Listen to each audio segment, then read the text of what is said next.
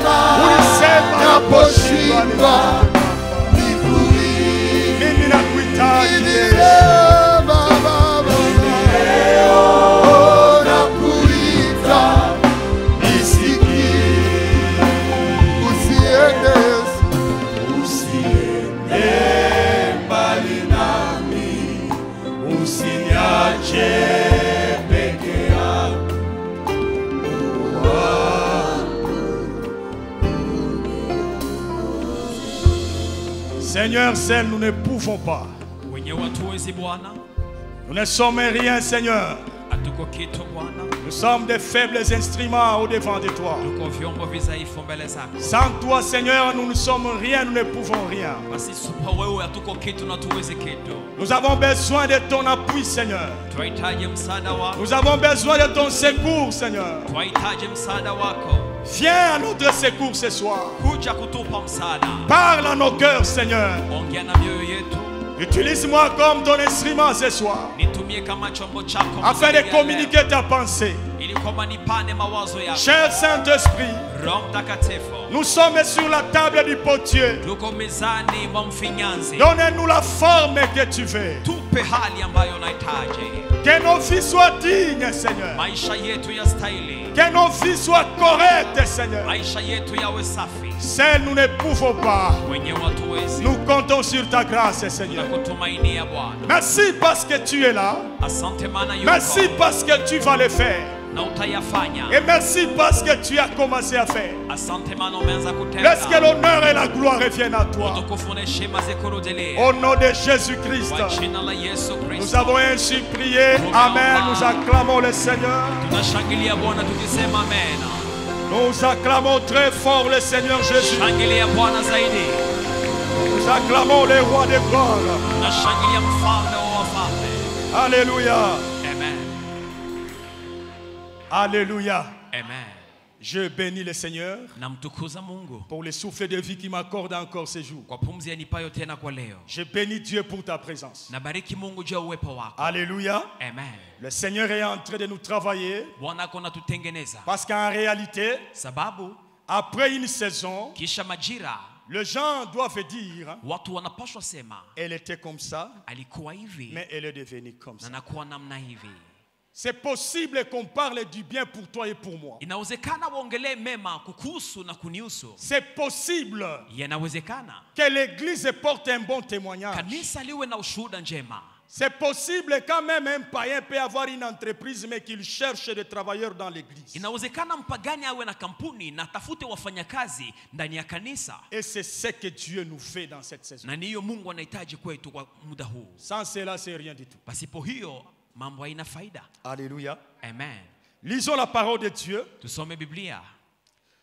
Lisons nos deux textes de base qu'on a lus hier. Usomi mbili ya msingi tuliosoma jana. Romains chapitre 12, le premier au deuxième verset. Warumi 12 moja hadi 2. On va lire aussi l'épître de Paul aux Galates. Vile vile kitabu cha Wagalatia.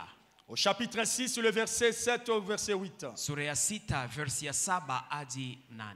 Lisons rapidement la parole de Dieu. Tusome kwa haraka neno la Mungu. Je vous exhorte donc, frères, par les compassions de Dieu, à offrir vos corps comme un sacrifice vivant, saint, agréable à Dieu, ce qui sera de votre part un culte raisonnable. Ne vous conformez pas au siècle présent, mais soyez transformés par le renouvellement de l'intelligence, afin que vous discerniez quelle est la volonté de Dieu, ce qui est bon, agréable et parfait. Galates chapitre 6, Wagalatia sura ya 6, verset 7 au verset 8. versi ya 7 hadi 8. Lorsqu'une terre est abreuvée par la pluie qui tombe souvent sur elle, et qu'elle produit une herbe utile à ceux pour qui elle est cultivée, elle participe à la bénédiction de Dieu. Hébreu. Ni kitabu cha Waebrania. Je suis dans Hébreu, je m'excuse. Sura ya 6 mstari wa 7 hadi 8. Hébreu chapitre 6, le verset 7 à 8. Lorsqu'une terre est abreuvée par la pluie qui tombe souvent sur elle, et qu'elle produit une herbe utile à ceux pour qui elle est cultivée, elle participe à la bénédiction de Dieu. Mais si elle produit des épines et des charbons, elle est réprouvée, est près d'être maudite, et on finit par y mettre le feu, parole du Seigneur. Amen. Bien-aimés dans le Seigneur, Wapendwa katika Bwana, depuis hier, tangu jana nous avons abordé notre deuxième chapitre. tumeanza kuongelea sura yetu ya pili ya Parce qu'après mafundisho. avoir parlé Kisha kuongea du portrait d'une vie qui a un sens, juu ya picha ya maisha inayokuwa na mafaa, ce qui est très important, iliyo ya muhimu zaidi, ce n'est pas seulement que nous ayons une information si kwamba tuwe na taarifa ya par habari rapport à une vie qui a un sens, kuhusu maisha inayokuwa na mafaa, mais beaucoup plus pour que nous puissions pratiquer, manifester ça. lakini ili kwamba tuweze kuishi mambo yale. Si on n'arrive pas à pratiquer cela, Kama tufikie kuishi yale, ça ne nous servira à rien. haitatufaidia lolote. Ça peut rester comme si on était ici pour gober des informations. Ni kama jinsi tuko tukishika tu habari. Mais la parole de Dieu, Neno la Mungu loin d'apporter une information, zaidi ya kuwa habari, elle apporte une transformation. inaleta mabadiliko. Alléluia. Amen. C'est pourquoi nous avons dit, Ndio maana tumesema, vous allez poser la question à quelqu'un. mnaweza kumswali mtu, Pourquoi tu es correct comme kwa ça? nini unakuwa mwenye haki namna hivi? Mais la société est bizarre. Lakini mazingara ni mbaya. Dans l'auditoire, tout le monde se comporte comme ça. Ndani ya shule watu wote wanajikamata namna Dans hivi. les marchés, tout le monde se comporte comme ça. Sokoni watu wote hawako halali. Dans la famille, mais tous les enfants de ce papa, de cette maman, c'est toujours comme ça. Katika jamii watoto wote wa mama huyo, wa baba huyo hawako sawa. Dans l'église aujourd'hui, Kanisani leo où certains païens même veulent discréditer l'église malgré qu'ils n'ont pas raison. wapagani wamoja wanaanza hata kuziaki kanisa hata kama wana budi la kuifanya. Il dit, mais dans l'église aujourd'hui, les gens ne se comportent pas comme ça. Kanisani leo watu wajikamate namna hivi. On ne peut pas donner l'argent à un enfant de Dieu et le retrouver les mêmes billets demain ou après-demain. Huwezi kupatia mtoto wa Mungu makuta na ukute kesho hiyo hiyo lufaranga. Mais pourquoi toi tu fonctionnes contrairement des autres? Kwa nini wewe unatembea tofauti na wengine? Pourquoi toi tu es correct? Kwa nini wewe uko mwenye haki? Quelqu'un d'autre peut t'approcher. Mwingine anaweza Et kukukaribia. l'une des plus grandes questions de la vie, Moja wapo wa maswali makubwa que za j'aimerais maisha même qu'on nous pose. ambayo ningelihitaji hata watu swali. Oui, quelqu'un peut demander quelle est la source de ta connaissance. Mtu anaweza kukuswali chemchemu ya ujuzi wako ni gani? C'est bon. Ni vema. Mais c'est mieux qu'ils te disent, mais comment tu fonctionnes correctement? Lakini ni vema zaidi ya kuswali, je, unafikiria kutembea katika haki? Quel est le secret? Pourquoi tu es correct? Siri yako ni gani ili kwamba uwe mwenye haki? Le secret, c'est que Siri ni il y a kwamba certains facteurs kuna vitu fulani que ces hommes et femmes ambazo wale watu na qui wanaume fonctionnent correctement, wanaotembea vizuri, même si la société est bizarre, hata kama mazingara yao ni mbaya, ils ont essayé de mettre en place waliweka hizo kanuni ce qui font qu'ils soient différents des autres. na zinafanya kwamba wawe tofauti na C'est wengine. de là que nous avons commencé à parler Ni hapo tumeanza kuongelea de certains facteurs. mambo fulani, Le facteur de développement d'une vie qui a un sens. mambo inayorahisisha kukomaa kwa maisha inayokuwa na mafaa, Le facteur de développement d'une vie qui a un sens. mambo inayopanua ama kukomalisha maisha inayokuwa na faida. Alléluia. Amen. Et par là nous avions dit, Napo tumesema il y a plusieurs facteurs qu'on peut développer. kuna vitu vingi ambavyo tunaweza kuongelea, Mais nous sommes en train d'aborder les facteurs phares, lakini tuko naongelea mambo iliyo ya msingi que zaidi, j'appelle même la base, merci beaucoup. ambayo naita msingi. C'est le travail de son système de fonctionnement. Ni kutumika hali ya mitumikio yako. À cela nous avons lu 1 Timothée chapitre 4 le verset 16. Tumesoma Timotheo wa kwanza 4:16. L'apôtre dit ceci à Timothée. Mtume anamwambia Timotheo Il hivi: dit, veille sur toi-même kesha juu yako mwenyewe et sur ton enseignement. na juu ya mafundisho yako, Persévère dans ces choses. dumu katika mambo yale. Car en agissant ainsi, Unapofanya hivyo tu te sauveras toi-même utajiokoa et mwenyewe tu sauveras ceux qui t'écoutent. na utaokoa wanaokusikiliza. Ce que nous pouvons avoir comme connaissance, Yale ambayo tunaweza kuwa nayo kama ujuzi, ce que nous pouvons avoir comme richesse, yale ambayo tunaweza kuwa nayo kama ce utajiri, que nous pouvons avoir comme grâce, yale ambayo tunaweza kuwa nayo kama ça neema, peut attirer plusieurs personnes tout autour de nous. inaweza kuvutia watu kando nasi. Mais notre système de fonctionnement Lakini hali ya mitumikio yetu peut soit les maintenir inaweza kuwabakilisha hapo ou soit les repousser. ama kuwakimbiza. C'est très important. Ni jambo la muhimu, C'est très important. ni la muhimu. Je l'ai dit hier, ce n'est pas un don spirituel. Nimesema jana, hiyo si zawadi ama karama. Où on va gêner, prier, Seigneur, donne-moi ce don. Hautaomba ili kwamba Mungu akupe karama C'est lile. un travail, c'est une responsabilité Ni jukumu lako de mwenyewe, tout enfant de Dieu. jukumu la kila mtoto wa Mungu. Et je l'ai dit hier, c'est possible qu'on fonctionne correctement. Na jana nilisema inawezekana utembee katika haki. Et comme preuve, quelqu'un est en train déjà de s'examiner pour dire oui, quand même, ça là, j'ai déjà demandé à Dieu Na d'abandonner. alama ni kwamba pana mtu ambaye ako na jiswali na kusema napashwa kujipanga sawa sawa. Alléluia. Amen. Et après avoir abordé quelques vérités attachées au système de fonctionnement, Kuongelea ukweli fulani zinazoambatana na hali yetu ya mitumikio. nous avions abordé le nœud même de notre problème en parlant du système de fonctionnement. Tumeongelea kiini hata ya hiyo jambo, Les effets toxiques d'un système de fonctionnement. sumu za hali mbaya ya mitumikio. Les effets toxiques.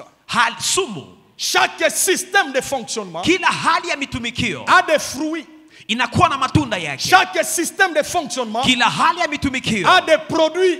inakuwa na vifaa Je dirais vyake. même chaque système de fonctionnement Kila hali ya mitumikio a ses marchandises qu'il expose. ina biashara inayoonesha, Mais toute marchandise n'est pas consommable. lakini sio kila biashara unapashwa kula. Si le fruit est toxique, Kama hiyo tunda ni sumu, il est même prohibé par la loi de notre pays. imekatazwa hata na sheria ya nchi. L'OCC dira pas ça, ça ne passe pas. OCC watasema hii usile. Pourquoi? Sababu gani? Ce qui est toxique détruit. Inayokuwa sumu inaharibu.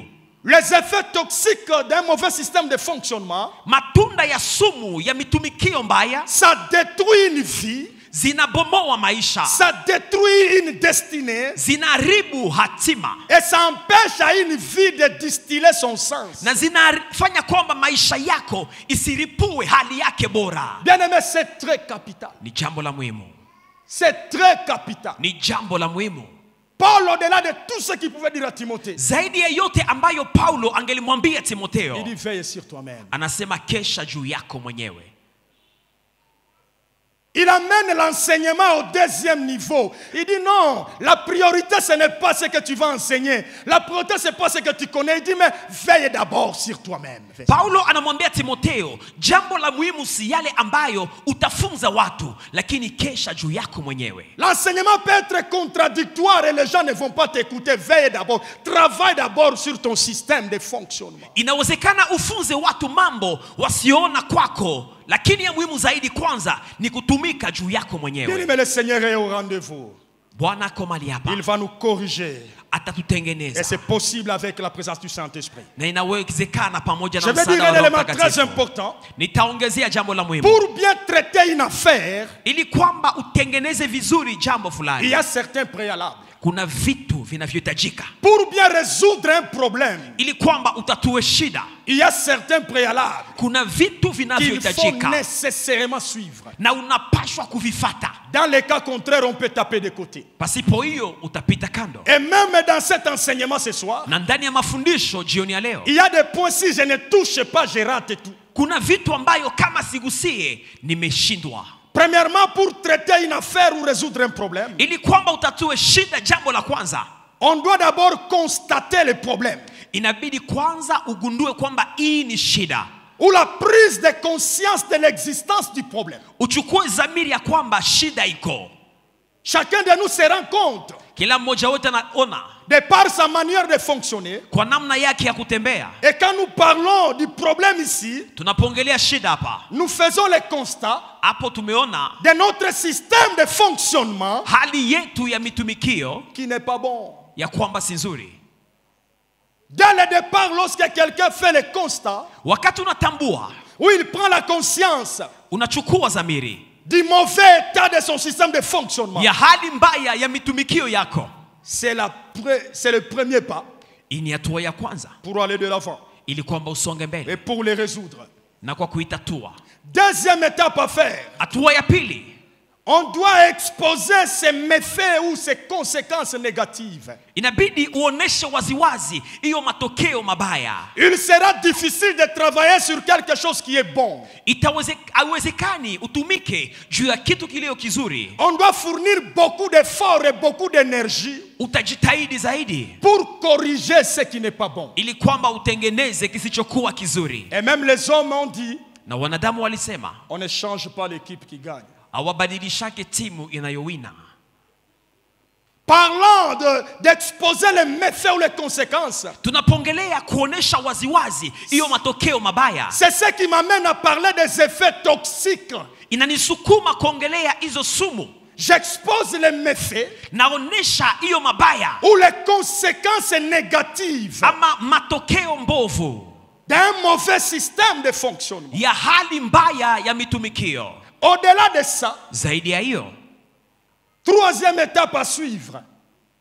Troisième étape à suivre. jambo la tatu, On doit détecter les sources, tafuta chemchemu, l'élément causal de ça. mambo inayosukuma hiyo ubaya. Parce que travailler sur les conséquences, Kupiganisha matokeo mabaya ça va nous fatiguer. itatuchokesha. Pourquoi? Parce que Sababu gani? les mêmes causes produisent les mêmes effets. Hizo sababu zitaleta yale matokeo. Aussi longtemps que je ne découvre pas les causes Kama haufikii kugundua sababu de cette mauvaise manière de fonctionner, ya hiyo hali mbaya ya kutembea, je ne saurais pas bien les traiter. sitaitunza.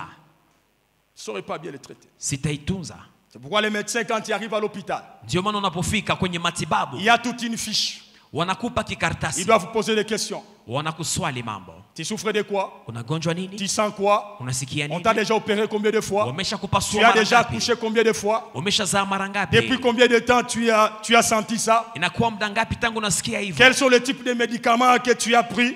Ni madawa gani umechukua? Ce n'est pas de vaines questions. Haiko maswali ya bure. Ça lui permet de détecter les sources. Inatusaidia kufanya utafiti wa chemchemu ya shida. Au-delà de connaître les sources ou l'élément causal, Zaidi ya kujua sababu, pour bien traiter une affaire, ili kwamba utunze hali hiyo, nous devons proposer les pistes de solutions. inabidi kuwa na mawazo juu ya njia za suluhisho. Lorsqu'on arrive à cette étape, Ukifikia hatua hiyo, on a bien soigné l'affaire, umetengeneza vizuri on hiyo a kitu, bien rendu service. umeshafanya kazi nzuri. Un homme a dit, Na mtu amesema construire sans terminer, kujenga pasipo kumaliza c'est détruire davantage. ni kubomoa zaidi.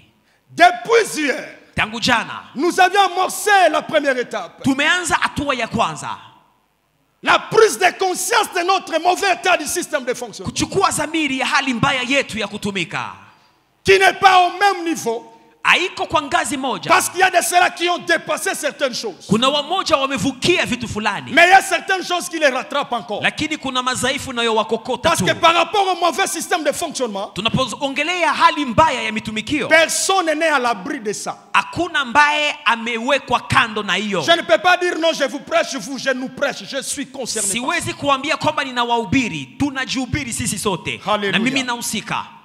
Et nous avons abordé la deuxième étape, Na tumeongelea kiwango cha pili, exposant les conséquences d'un mauvais système de fonctionnement. unaponesha yale matokeo mabaya ya mitumikio mbaya yako. Et c'est de là qu'on s'est arrêté hier. Na ni hapo tumesimamia jana. Et on va partir de là Tutaanzia hapo pour respecter tous ces schémas que je nous ai donnés. ili kwamba tufuate taratibu niliyopana. Le premier fait toxique que nous avons vu hier, Sumu ya kwanza ambayo tuliona jana c'était l'orgueil. ilikuwa kiburi. Un mauvais système de fonctionnement Hali mbaya ya mitumikio expose un fruit ou une conséquence qu'on appelle l'orgueil. inaonesha, inazaa, inaripua kiburi.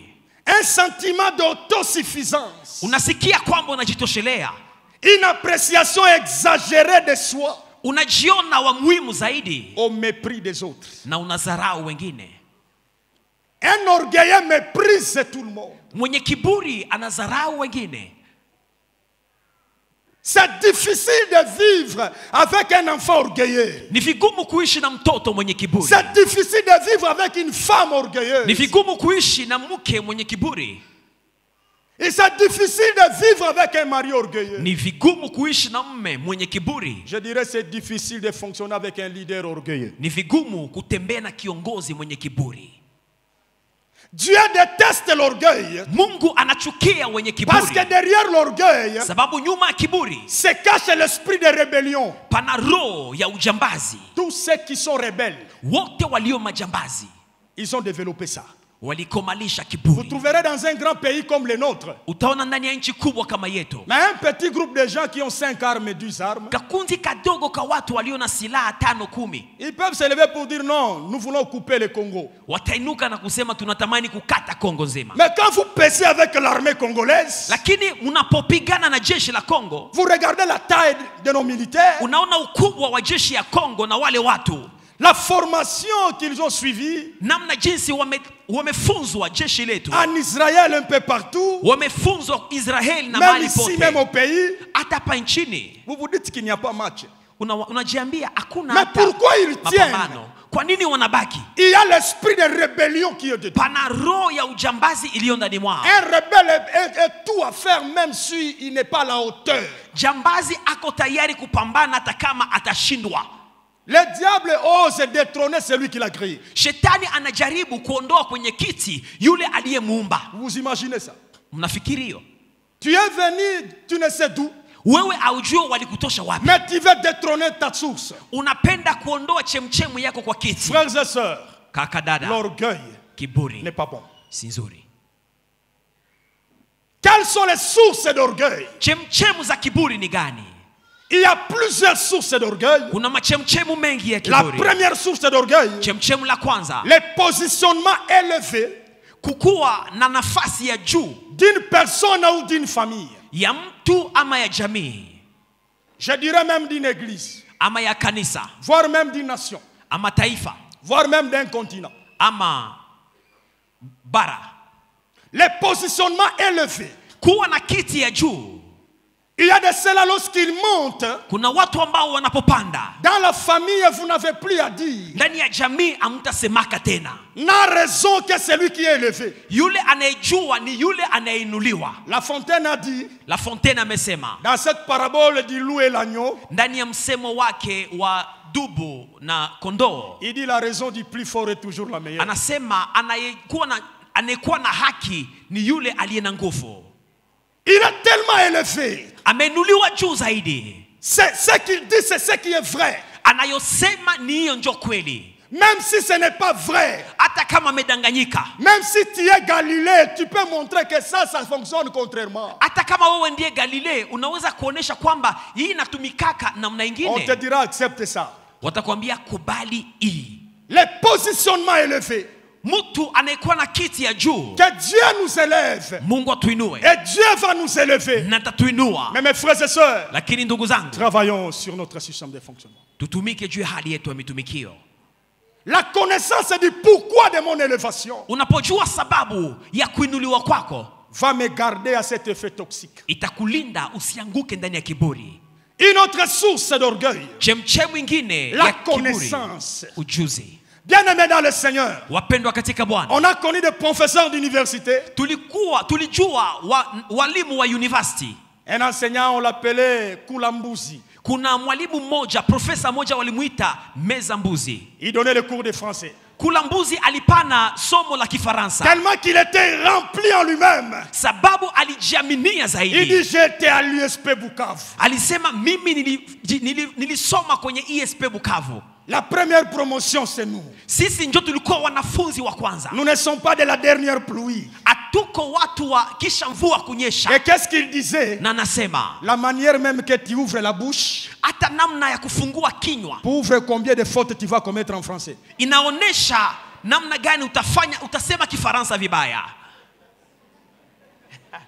L'orgueil, il est rempli tellement en lui-même. Kiburi inafanya kwamba du fait ajiamini. qu'il maîtrisait le français linguistique. Sababu anajua Kifaransa. Il dit la manière même que tu ouvres la bouche. Anasema hata namna yako kufungua midomo. Prouve combien de fautes tu vas commettre en français. Inaonesha makosa ngapi utasema mkifaransa. La connaissance. Ujuzi. C'est terrible.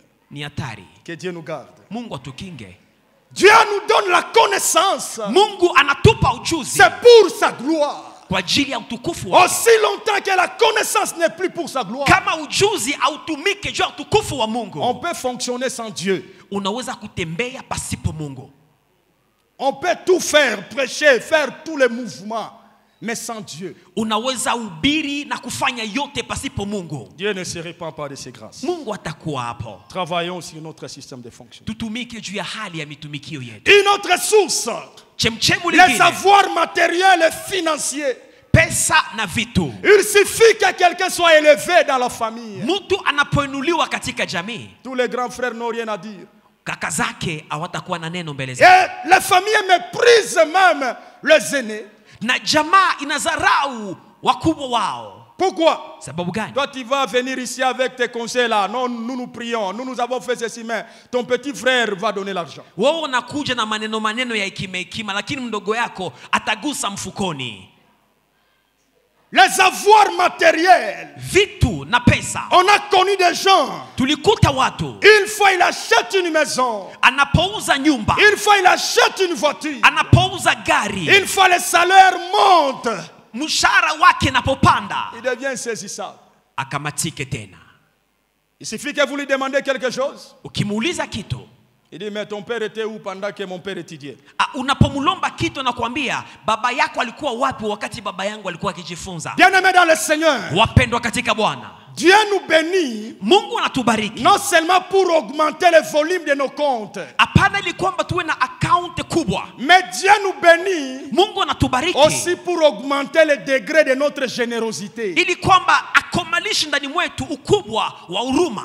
Parce que dans ta bénédiction, dans ma bénédiction, maana ndani ya baraka yako na baraka yangu, il y a la part de l'autre. Pana sehemu ya mwingine. Que Dieu nous bénisse. Bwana tubariki. Et que nous puissions comprendre ces choses. Na tuelewe mambo haya. Afin qu'on fonctionne correctement. Ili kwamba tutembee vizuri. Je n'ai pas du travail. Sina kazi. Non, attends seulement, tu viendras le matin, 10 000 francs.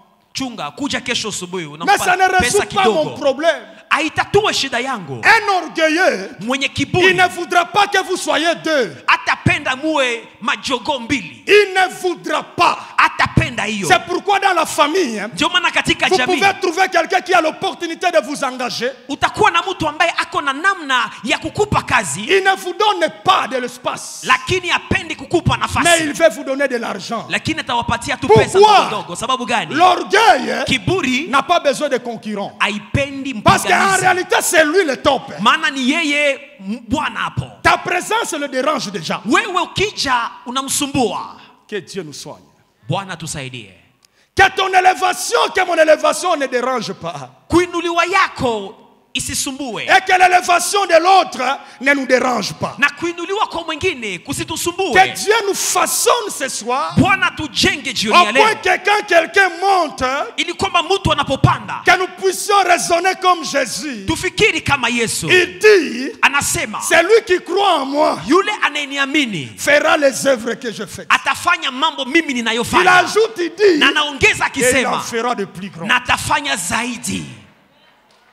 Le modèle parfait d'un bon système de fonctionnement. Mfano kamilifu ya hali njema ya Il mitumikio. sait que ton élévation ne me dérange pas. Anajua kwamba unapoinuliwa Moi, j'ai déjà haitakusumbua. passé par ces étapes. Mimi nimeshapita kwa hiyo D'ailleurs, hatua. je suis dans la joie Niko ndani ya furaha parce que je ne suis pas éternel. sababu siko wa Je milele. peux mourir aujourd'hui Naweza kufa leo et l'œuvre est sabotée. na kazi inaishi hapo. Plusieurs entreprises, Makampuni il mengi, suffit seulement qu'un seul agent quitte. wakati mfanyakazi mmoja Il anatoka, suffit seulement qu'une seule personne démissionne dans une entreprise. wakati mtu mmoja anaachilia kazi, Toute l'entreprise est par terre. kampuni nzima J'ai inaanguka. pris aux entrepreneurs qui sont aujourd'hui et même les entrepreneurs à devenir. Naomba wale wanaokuwa na makampuni ama watakaounda makampuni, Donner la possibilité de la formation à plusieurs. mupatie fursa ya kujua kazi kwa wengi.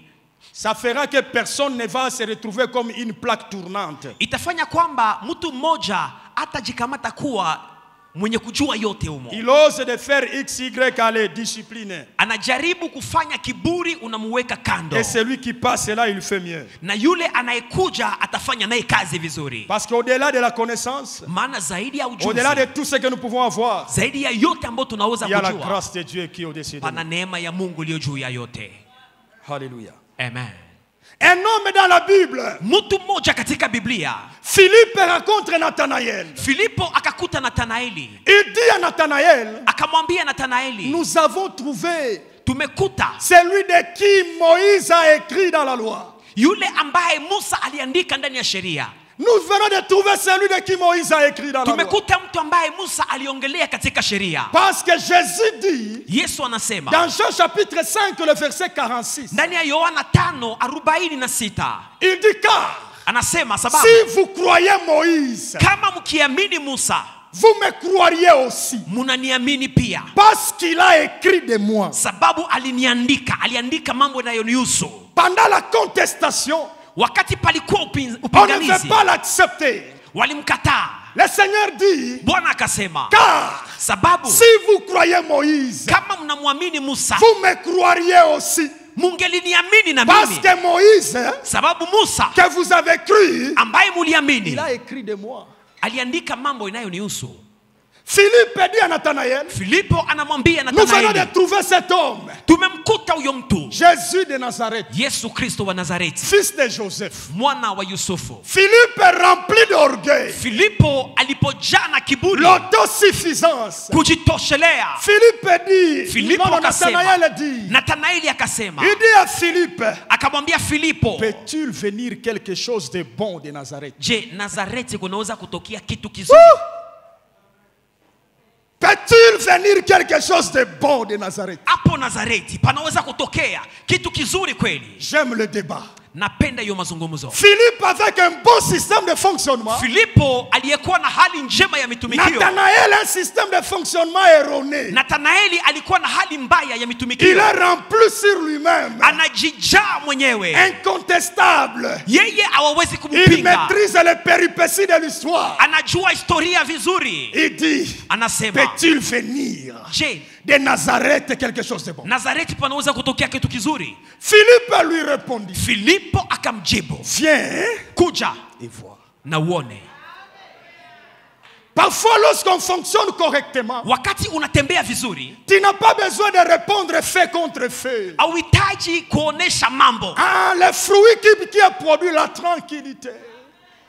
Philippe a dit, viens et vois. Filipo akasema kuja na uone. Mais lorsque Nathanaël approche Jésus, Nathanaeli alipomkaribia Yesu, le fils de l'homme lui dit, mwana wa Adamu akamwambia, voici tizama, un Israélite mwana wa Israeli dans lequel il n'y a point de fraude. ambaye ndani mwake hamuna ubaya. L'orgueilleux s'exclame. Yule aliyekuwa na Mais il kiburi dit, akashtuka, comment tu m'as connu? akasema, je, umenijua? De Nazareth, il n'y a rien de bon. Hapo Nazareti hakuna kitu kizuri. Comment tu m'as connu? Wewe umenijuaje? Le fils de l'homme monte Mwana wa Adamu akapanda dans la ngazi. dimension supérieure. Kwa ngazi la juu. Il utilise les dons spirituels appelés la parole de connaissance. Akatumia karama inayoita zawadi la neno la Jésus upambanuzi. ne répond pas à sa question. Yesu akujibu kwa Comment swali tu m'as lake. connu? Ulinijua Il dit je? non, je ne suis pas là. Akasema Il siko hapo. ajoute encore. Akaongeza Il dit tena. avant que Philippe t'appelle, Akasema kabla Filipo akuite. lorsque tu étais sous le figuier, Ulipokuwa chini ya mti. je te vis. Nilikuwa na kuona. Il s'exclame.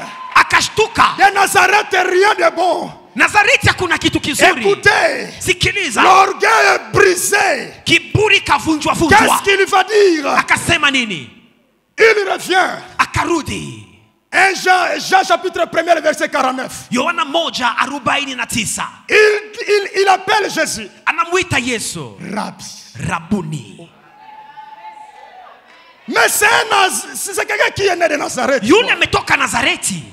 Comment il devient Rabbi? Je amekuwa rabuni wako? Il n'a pas été dans l'école de Gamaliel. Akukuwa kwa shule la Et il Gamalieli. ajoute encore Na naongeza ce tena. qui est grave Iliyo ya hatari. en Israël pour ce temps. Ndani ya Israeli muda huu. Il dit tu es le fils de Dieu. Oh. Akasema uko mwana wa Mungu. Mais c'est grave ça. Hiyo ni hatari. Il ajoute la troisième chose. Akaongeza jambo Il la dit tatu. tu es le roi d'Israël. Uko mfalme wa J'aimerais dire Israeli. à quelqu'un, Natamani kuambia quand Dieu mtu. brise l'orgueil, Mungu anapovunja et il kiburi. dit à Anasema l'église de Corinthe, kwa kanisa la parmi Korinto. vous il n'y a pas de sages, Miongoni mwetu il n'y a pas d'intelligents. hakuna wenye hekima J'ai wenye pris des akili. choses folles, Nilikamata des vitu gens vituko na sans hali. instruction, pour confondre les sages de ce monde. Nilikamata vitu vidogo Je ili kwamba déclare sur ta nichanganyikishe vie. wakubwa.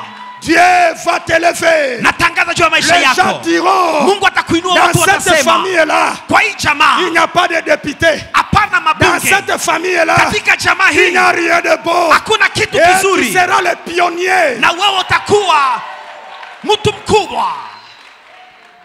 Nguzo. L'orgueil est brisé. Kiburi imevunjwa. Quand Dieu intervient, Wakati Mungu anatenda, il aplanit les choses. anatengeneza na kusawanya mambo yote.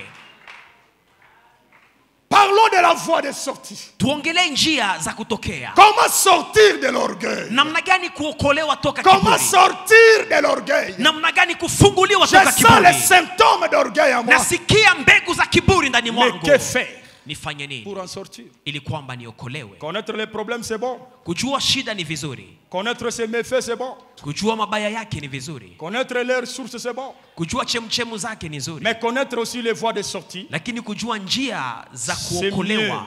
ni vema zaidi. Alléluia. Amen.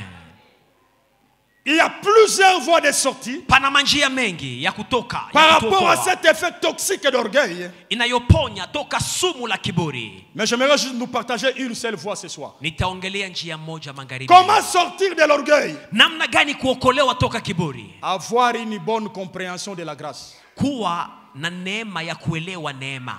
Comment briser l'orgueil? Namna gani kuvunja neema? Tu ne vas pas tomber. Hautaanguka. Au nom de Jésus, Kwa tomber, jina la allez, Yesu. tu vas vomir l'orgueil. Tapika kiburi. Avoir une bonne compréhension de la grâce. Kuwa na ujuzi njema ya neema. Ceci nous amène à comprendre Hii inatuleta kuelewa que ce que je suis kwamba kile nilicho et ce que j'ai, na kile ninachokuwa c'est nacho le fruit de la grâce. ni matunda ya neema. Ce que je suis Kile nilicho et ce que j'ai, na kile c'est ninachokuwa le nacho fruit de la grâce de ni Dieu. matunda ya neema. Alléluia. Amen. Deuxième élément dans la compréhension de la grâce, Jambo la pili katika kuelewa neema, nous devons arriver à comprendre tufikie kuelewa kwamba que le Dieu de grâce Mungu wa neema peut accorder aussi anaweza kupatia pia à une autre personne mtu mwingine la grâce à cette même hauteur que j'ai neema kwa yoyo ngazi ninayokuwa et nayo même au-delà. na hata zaidi ya hiyo. Parce qu'en matière de grâce, Kwa mambo yanayohusu neema, Dieu est souverain. Mungu mwenyewe ni mkuu. Comment briser l'orgueil? Je, kuvunja kiburi, Avoir la bonne compréhension de la grâce. kuelewa neema Tout vient de Dieu. yote natoka kwa Mungu. C'est que même ce que je suis et ce que j'ai, hata kile nilicho na kile nachokuwa nacho, Dieu peut élever quelqu'un. Mungu anaweza kuinua mtu mwingine. Et lui est en train de se taper la poitrine. Yeye yako na kipiga kifua. Il dit, j'ai exposé tout mon zèle pour toi. Anasema nimejitahidi sana juu yako. Il dit, je suis resté le seul. Elia anasema nimebaki mwenyewe. Le Seigneur lui dit, Mungu il y a anamwambia encore 7000 kuna watu 7,000 qui n'ont huko pas encore fléchi les genoux. hawajapiga magoti mbele ya Dieu, c'est quelqu'un qui ne manque jamais le pion de réserve. Mungu. Akosaki watu wa kutumia. Quand on t'appelle chanter dans l'église, Wakikuita uimbe quand on kanisani, t'appelle balayer dans l'église, wakikuita ufyagie quand on kanisani, t'appelle prêcher dans l'église, wakikuita utafsiri ce kanisani, que tu ne peux pas faire, kile ambacho huwezi c'est de kufanya refuser ni kukataa et de dire, na kusema je n'irai pas. sitaenda. Nous allons voir comment est-ce que les choses vont évoluer. Tuone kama vitaendelea. Mon frère, ma soeur, Kaka dada, tu seras surpris. utashangaa, Tu seras surpris. utashtuka. La Bible a dit de la poussière, Mungu anasema toka il mavumbi, tire les anakamata pauvres masikini et du fumier. na kutoka Il relève vumbi, l'indigne. anainua asiyejiweza. Pierre, tu n'as pas d'instruction. Petro au kusomaka. Pourquoi tu parles devant les gens? Kwa nini unaongea mbele ya watu? La grâce. Neema.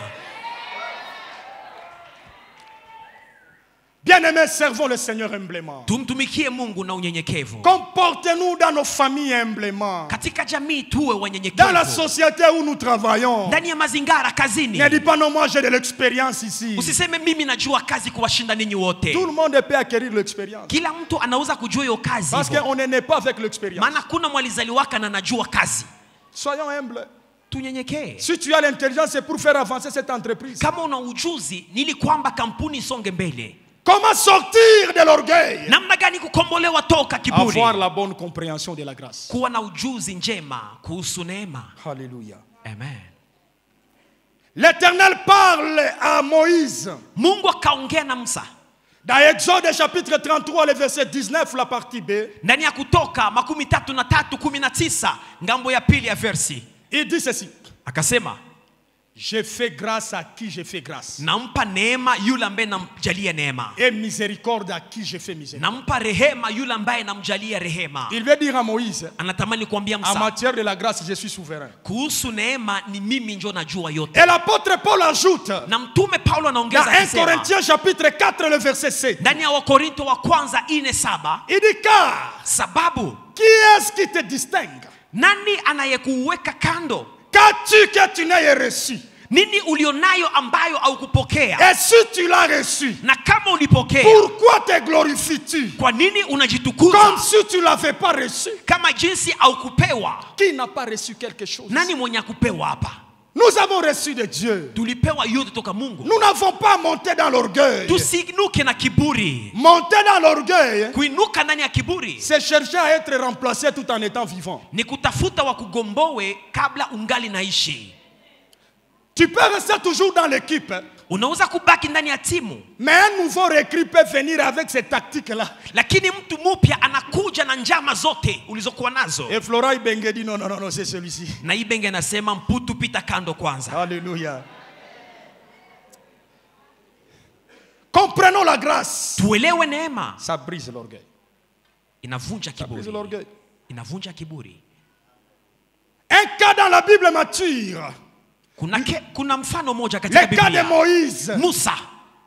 Exode chapitre 2, le verset 13 à 14. Kutoka 2:13 hadi 14. La Bible dit, Biblia inasema, Moïse est sorti. Musa akatoka. Il trouve des Hébreux en train de se battre. Akakuta Waebrania wawili wakipigana. Moïse dit à celui qui a tort, Musa akambia yule aliye na kosa, pourquoi tu tapes ton prochain? Kwa nini unapiga mwenzako? L'Hébreu s'est ressaisi. Yule Mwebrania akasimama. Il pose des questions fondamentales à Moïse. Akamswali maswali mawili ya muhimu. Premièrement, jambo la kwanza, qui t'a établi chef? Nani alikushimika kuwa kiongozi? Deuxièmement, jambo la pili, qui t'a établi juge? Nani alikushimika kuwa muamzi sur nous? Juu yetu. J'ai fait tort, bien sûr. Ndio nimekosea. Mais tu n'as pas la légalité. Hauna jukumu. Pourquoi il pose ces questions? Kwa nini anaswali?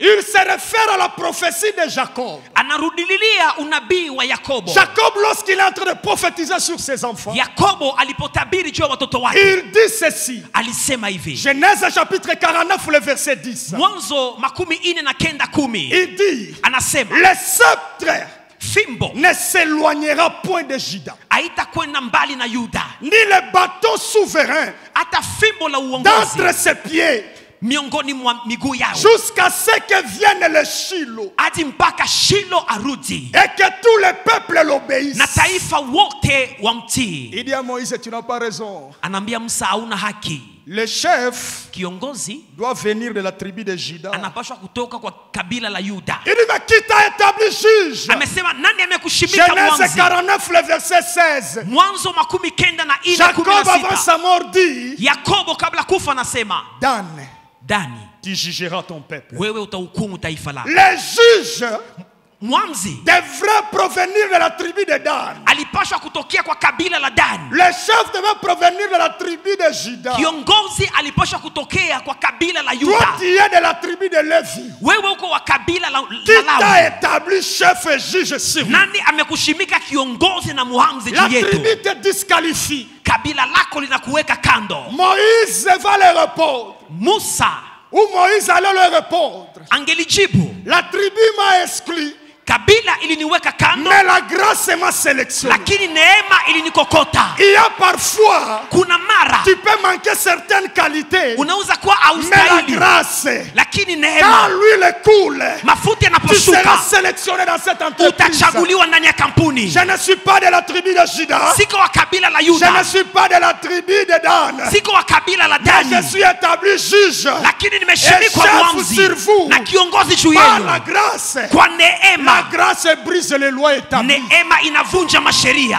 Je prie que la grâce brise les lois dans ta vie. Naomba neema ivunje sheria Que la maishani grâce mwako. brise les lois. Neema ivunje Là où on sheria a dit, ndani ya dans hali. ta famille, vous n'irez pas loin. Walisema katika J'ai jamaa dit, amtenda mbali. Quand Nasema la grâce vient, neema ikashuka, tu seras le pionnier. wewe utakuwa Je nguzo, dis, tu seras le pionnier. utakuwa nguzo. Je ne suis pas de la tribu de Dan. Siko wa kabila la Je ne Dani, suis pas de la tribu de Juda. siko wa kabila la Mais je Yuda, suis établi votre chef. lakini nimeshimikwa kiongozi wenu La grâce. ni kwa neema.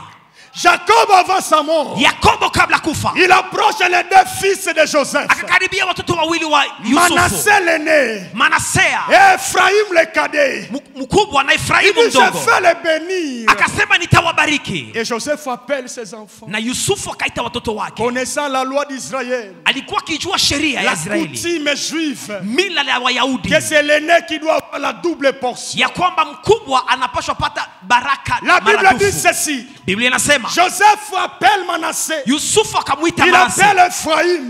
akamwita Il Efraimu, les positionne de manière stratégique. akaweka kwa hali nzuri. Il dit quand Jacob va étendre ses mains, Akasema Yakobo atakaponyosha mikono il fera ça. atafanya hivi.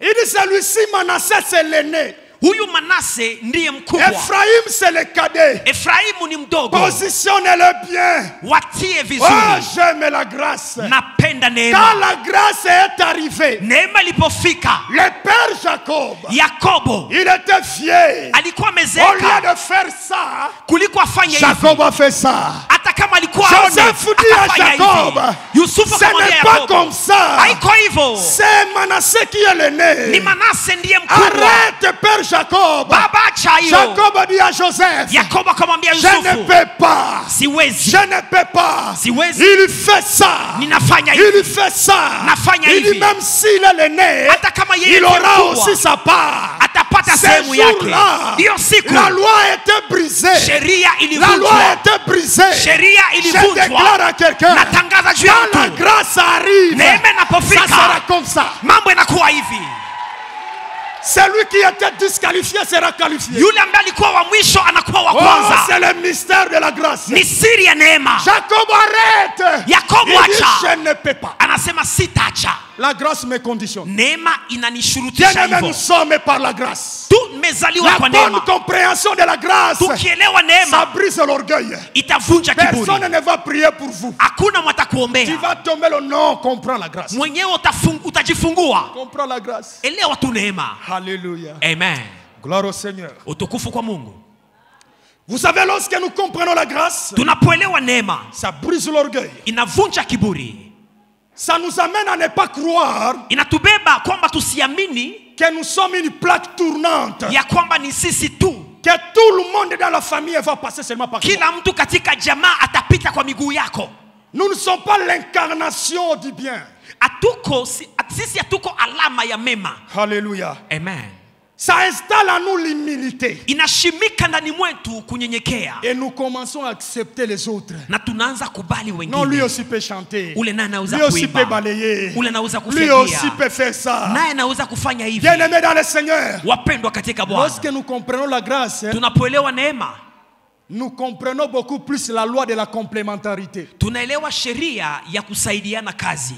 Quiconque comprend mieux la grâce Yoyote anaelewa et il neema, est humble, anatulia, il comprend la loi de la complémentarité. anaelewa kwamba kazi ni kusaidiana. Le mari peut dire, moi je suis le chef de la famille. Mume atasema ni mimi kiongozi wa La jamaa. femme n'a pas de choses à dire. Mke atasema kitu. Mais j'aimerais dire à un mari, Namwambia baba moja hapa. la tête n'a pas beaucoup plus de la beauté ni de la valeur si elle est coupée de l'autre, des autres Kichwa parties du corps. haina urembo kama inakatwa toka kiwiliwili. Ça donne un peu de la beauté lorsque c'est lié aux autres parties du corps. Kichwa inakuwa mrembo wakati naungana na kiwiliwili. Et un scientifique a dit, Na mwanasayansa moja alisema, toute œuvre humaine est inachevée. kila kazi ya mwanadamu aishi. Aucune œuvre humaine est achevée. Hakuna kazi mwanadamu alifanya na ikafikia Tout ce que nous ukamilifu. serons en train de faire est achevé. Yote ambayo Eti tunafanya haiko kamilifu. Quand vous posez à nos papas Ukiswali baba zetu qui ont vécu un temps walioishi muda qu'ils fulani, appellent le bon moment, wanaita muda mzuri. vous leur demandez la qualité de la voiture qui existait à ce temps. Ukimuuliza, kwa hiyo wakati yenu gari nzuri ilikuwa ya namna Ils gani? vous parleront de VW. Watakwambia ile makombi, On a même chanté sur VW. ile makombi, VW. vewe. Et si tu n'as pas VW, tu n'es pas là. Kama una kale ka vewe, we hauko kutopu. Il faut avoir VW. Inabidi uwe na kale ka vewe. Mais quand l'autre génération arrive, Kizazi kingine kafika, on te dira il faut TX. watakwambia TX. Non, non, VW là, non. Vewe hapana. C'est pour dire quoi? Il y Inamaanisha a nini? toujours la complémentarité. Kuna hiyo kusaidiana. Quiconque comprend la grâce et devient humble, Yoyote anaelewa neema na kuwa il comprend que mnyenyekevu. tout ce qu'il fera sera inachevé. Na naelewa kwamba yote ambayo atafanya haitafikia C'est ukamilifu. pourquoi même quand nous produisons nos mémoires, nos TFC, Ndio maana tunapoandika vitabu vya masomo, même des professeurs en thèse, hata walimu, on ne devient pas professeur en thèse parce qu'on a maîtrisé toutes les sciences du monde. hauko mwalimu wa university sababu unajua sayansa yote. Non, c'est sur un petit sujet seulement qu'il a développé. Uliongelea tu kitu kadogo Et encore inachevé. na ukuimaliza. Quand vous lisez la thèse, la dernière phrase, Na hiyo mstari wa mwisho wa il dit tezi je laisse la porte ouverte. inasema nacha Pour mlango wazi quiconque voudra mener des recherches en ce sujet, kwa yoyote ambaye anapenda kuongezea de les utafiti compléter. aniongezee. Pourquoi? Sababu gani? Parce que c'est inachevé. Maana ishe. Et un scientifique a dit, Mwanasayansa moja alisema, le savoir ujuzi est comme un brillant à multiples facettes. ni kama vile mwangaza ya uso nyingi. Dans toutes les facettes, c'est complète. Kila uso inaongezeka kwa uso Et nul nyingine. ne peut prétendre constituer à elle seule le tout du savoir. Na kuna mwenye anaweza kusema yeye anajua yote. Car l'unité de tous les aspects est nécessaire. Maana inabidi kusaidiana. Et c'est ce qui forme la bonté du savoir. Na ndio inafanya urembo wa ujuzi. Alléluia. Amen. Alléluia. Amen. Comprenons la grâce. Tuelewe neema. Deuxième effet toxique, Sumu la pili, le refus d'obéir aux consignes. kukataa kutii taratibu. On a parlé hier à long et à large. Jana tuliongelea Une consigne est une instruction. taratibu ni C'est maelekezo un inayopana. ordre. Ni amri C'est une inayopana. orientation. Ni mwelekezo. Stricte donnée pour un but. Imepanwa kwa ajili ya lengo. Bien-aimés dans le Seigneur, Wapendwa katika Bwana, un mauvais système de fonctionnement n'obéit pas aux instructions. mtu aliye na hali mbaya ya mitumikio atii maelekezo. Quelle est la source Chemchemu ni gani de ne pas obéir aux instructions? inayofanya kwamba usitii maelekezo? C'est le fait ni namna de vouloir prouver qu'on est aussi quelqu'un dans la société. wakati unapenda kuonesha kwamba na wewe uko mtu ndani ya mazingara. Ou vouloir marquer sa présence coûte que coûte. Unatamani pale ulipo watu wajue kama uko.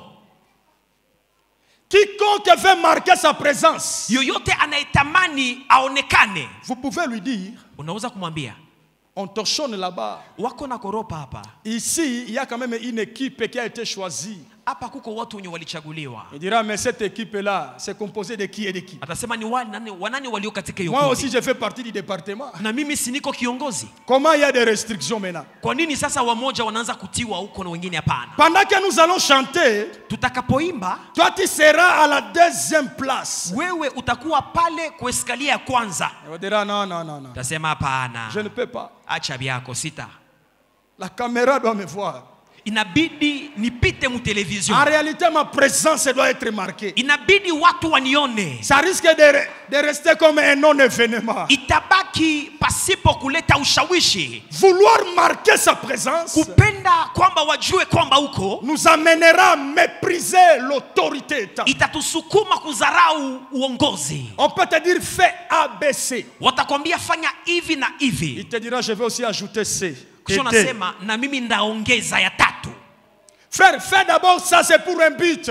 Fanya hii ni kwa ajili ya lengo. Il dit non. Nasema hapana. Quelqu'un qui veut prouver qu'il est aussi quelqu'un, Mtu anayetamani kuonesha kwamba naye ni mtu, il ne va pas obéir aux consignes. atatii taratibu. Bien-aimés dans le Seigneur, Wapendwa katika Bwana, nous sommes quelqu'un unakuwa mtu pas lorsque nous désobéissons aux consignes, hapana wakati unakuwa jambazi, pas parce que nous voulons prouver que nous sommes. wakati unapenda kuonesha kwamba uko. Nous sommes quelqu'un Unakuwa mtu lorsque nous fonctionnons correctement. wakati unatembea katika haki.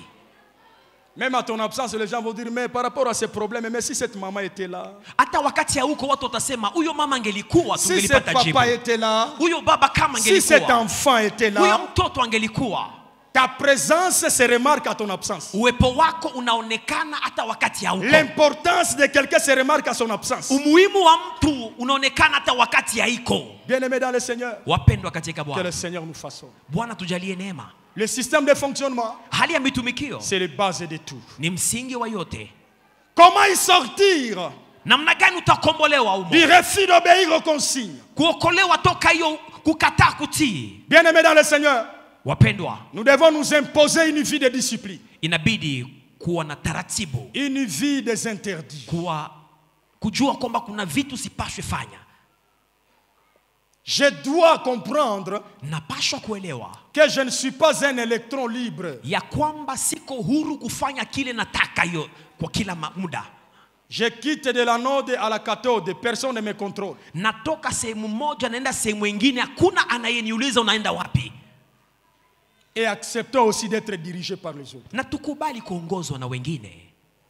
Quiconque se donne cette discipline, Yoyote anayejipa taratibu hii, quel que soit son âge, haijalishi miaka quel que yake, soit ce qu'il a, haijalishi kile alicho quel nacho, que soit ce qu'il est, haijalishi yeye ni nani, mais je l'accepte quand même, namkubali parce qu'il est établi sababu ameshimikwa sur moi. juu yangu Comme responsable des cellules, kama kiongozi wa combien il y a de gens qui shirika. disent, Wangapi wanasema moi je ne peux pas partir à la cellule, mimi sitakwenda kwa ça shirika, c'est pour les enfants. hiyo ni ya watoto. Mais quand les vieux ne veulent pas venir, quand les Wakati- enfants viennent, qu'on fasse quoi? Watoto baba wanakataa kuja, watoto wanakuja, Et les tufanye enfants nini? aussi disent, nous aussi on arrête. Na watoto nao waseme tunaacha na sisi. Mais lorsque les vieux viennent, Wababa wanapokuja ils vont constater ce qui ne va pas. watagundua shida, C'est alors qu'ils vont apporter les rapports. ndipo wataleta mchango wao. On ne peut pas apporter l'apport pendant qu'on est absent. Huwezi leta mchango ijapokuwa Non, c'est un hauko. petit là, mais le petit a besoin de ton Ni expérience. kakijana kale Mais kana tu n'es pas kuhitaji, là. hauko hapo.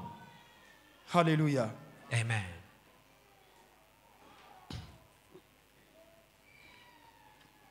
Troisième effet toxique. Sumu la tatu, Nous avions parlé des refus des reproches. tuliongelea kukataa kukemewa makosa. Les refus des reproches. Kukataa kukaripiwa. Quelqu'un ne veut pas ça, il ne veut pas ça. Aupendi karipiwa. C'est-à-dire, si vous voulez le toucher, vous voulez le connaître, celle qu'il est, Ukipenda kujua anawakaka je, essaie seulement de le reprocher. mukaripie. Là, tu n'as pas bien fait. Hapo au kufanya vizuri. Là, il fallait ajouter ceci. Ilibidi uongeze hii. Tu vas comprendre un peu l'état de son système de fonctionnement. Je utajua namna gani anakuwaka. Quelle est la source Chemchemu ni gani de cet effet toxique? ya sumu hiyo? Le refus de reproche. Kukataa kuelekezwa. La source, Chemchemu c'est le fait de se considérer comme infaillible. ni wakati unadhani kwamba wewe hauna madhaifu. Des gens qui n'aiment pas de reproches, Watu ambao hawapendi kuelekezwa, ils se croyaient comme étant infaillibles. wanadhani kwamba hawana makosa, madhaifu. Bien-aimés dans le Seigneur, Wapendwa katika le Bwana, seul qui est infaillible, mmoja ambaye ana madhaifu c'est notre Dieu. ni Mungu wetu. Le seul qui est infaillible, c'est notre Dieu. Mmoja asiyekuwa na madhaifu ni Mungu wetu. Il n'y a point de faiblesse en lui. Ndani mwake Il hapana n'y a madhaifu, point d'injustice. hakuna Il kukosa n'y a haki, point du mal en lui. ana ubaya ndani mwake. Tout ce qu'il fait est bon et parfait. Yote anayofanya ni nzuri na kamilifu. Alléluia. Amen. Bien-aimés dans le Seigneur, Wapendwa katika Bwana, cette manière de fonctionner, hiyo namna ya kutembea, de se croire ya kujiamini qu'on est parfait, ya kwamba uko mkamilifu, tout ce qu'on fait yote ambayo nafanya, et tout ce qu'on dit, yote ambayo nasema, ça doit être compris comme la parole de l'évangile. inapaswa kueleweka kama vile Injili. C'est-à-dire, si vous le contestez, ça pose déjà problème. Mukikataa inakuwa shida. Achitophel s'est pendu pourquoi? Ashitofeli alijisulubisha kwa nini? Parce que dans le deuxième dégât, Sababu alipofanya makosa ya pili, qu'il voulait mettre fin à la vie physique de David, alitamani kuua Daudi. Absalom a dit, Absalom akasema, oui, ce conseil-là est bon, hiyo shauri ni nzuri, mais appelons quelqu'un d'autre. lakini tuite mtu mwingine. On appelle l'ami de David Hushai l'Arghien. Wanaita rafiki mwingine wa Daudi. Quand on lui pose la question par rapport au conseil d'Achitophel, Wanapomswali kuhusu hiyo shauri ya Ashitofeli, il donne un conseil contraire. anapana shauri iliyo kinyume ya hiyo. Achitophel ne Ashitofeli pouvait pas accepter ce genre de choses. akuitika wampinge. Ses conseils valaient l'ainsi dit l'Éternel. Shauri yake ilikuwa kama vile injili ya Mungu. Comment je peux être contredit par cet Hushai ici l'Arghien? Namna gani huyu mtu mwingine anaweza kunipinga?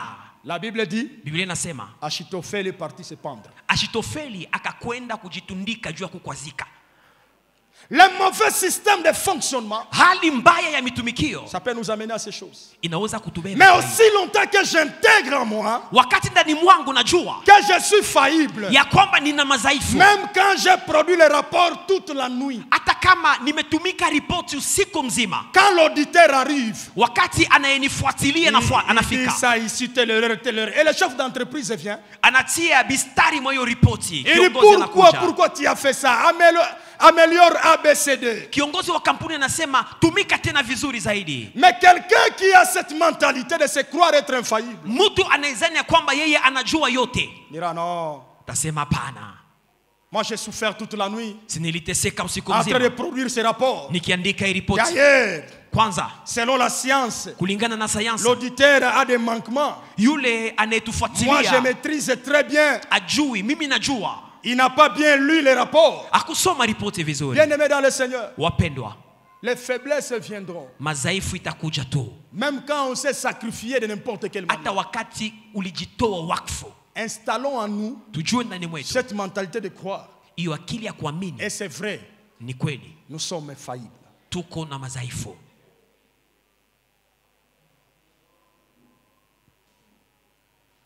C'est ça la voie de sortie.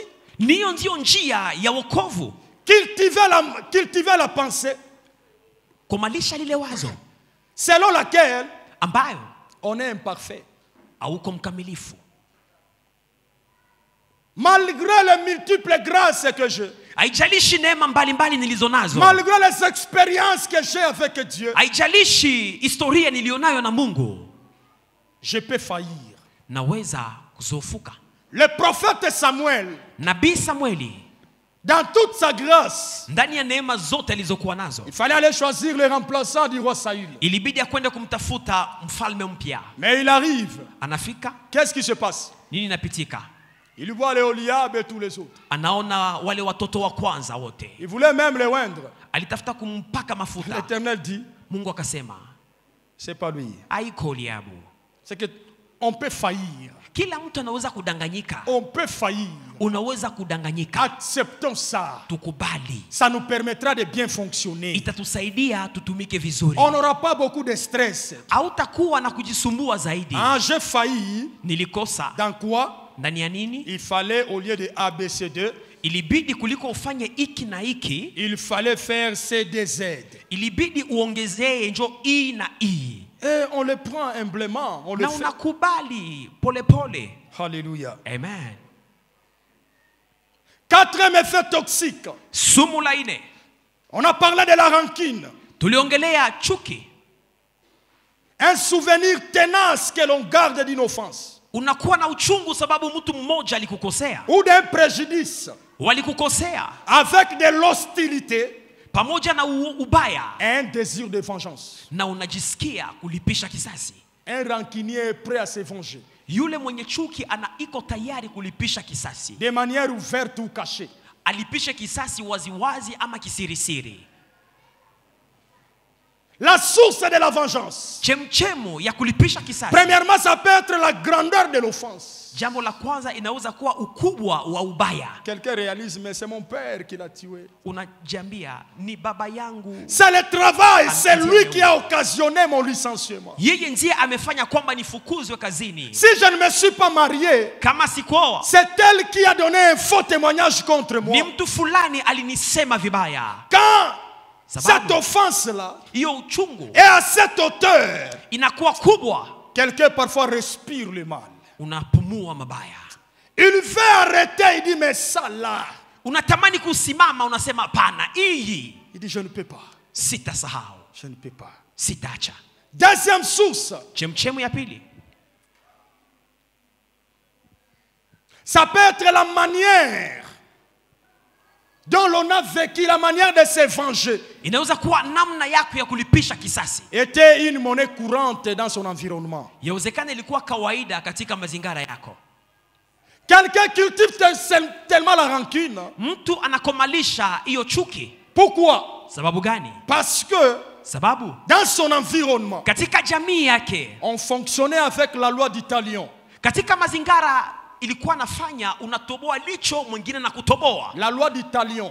Hiyo sheria. Il dit dans notre famille, katika jamii, il y a même des parents qui inculquent à leurs enfants. Kuna wazazi wanasemaka, il y a des parents qui disent, wanasema, dans notre tribu nous, ndani ya kabila yetu il ne faut jamais accepter qu'une personne te pointe de doigts. Akunyoshe kidole. Tu peux tout mais n'accepte pas ça. Kubali yote lakini kidole hapana. Et quand vous osez faire ça, na ukipima kumnyosha kidole, il se rappelle anakumbuka de ce que ses parents disaient. Hiyo wazazi walisema. Non, non, non, non, non, il ne peut pas blaguer. Anasema usicheze na mimi. Trop c'est trop. Trop c'est trop. Nachoka. Il ne peut pas blaguer. Asicheze nami. Moi aussi je cherche. Na mimi natafuta. De tous les moyens. Kwa njia zote. Comment je peux me venger? Qu'est-ce qui arrive? Nini nafika? L'environnement.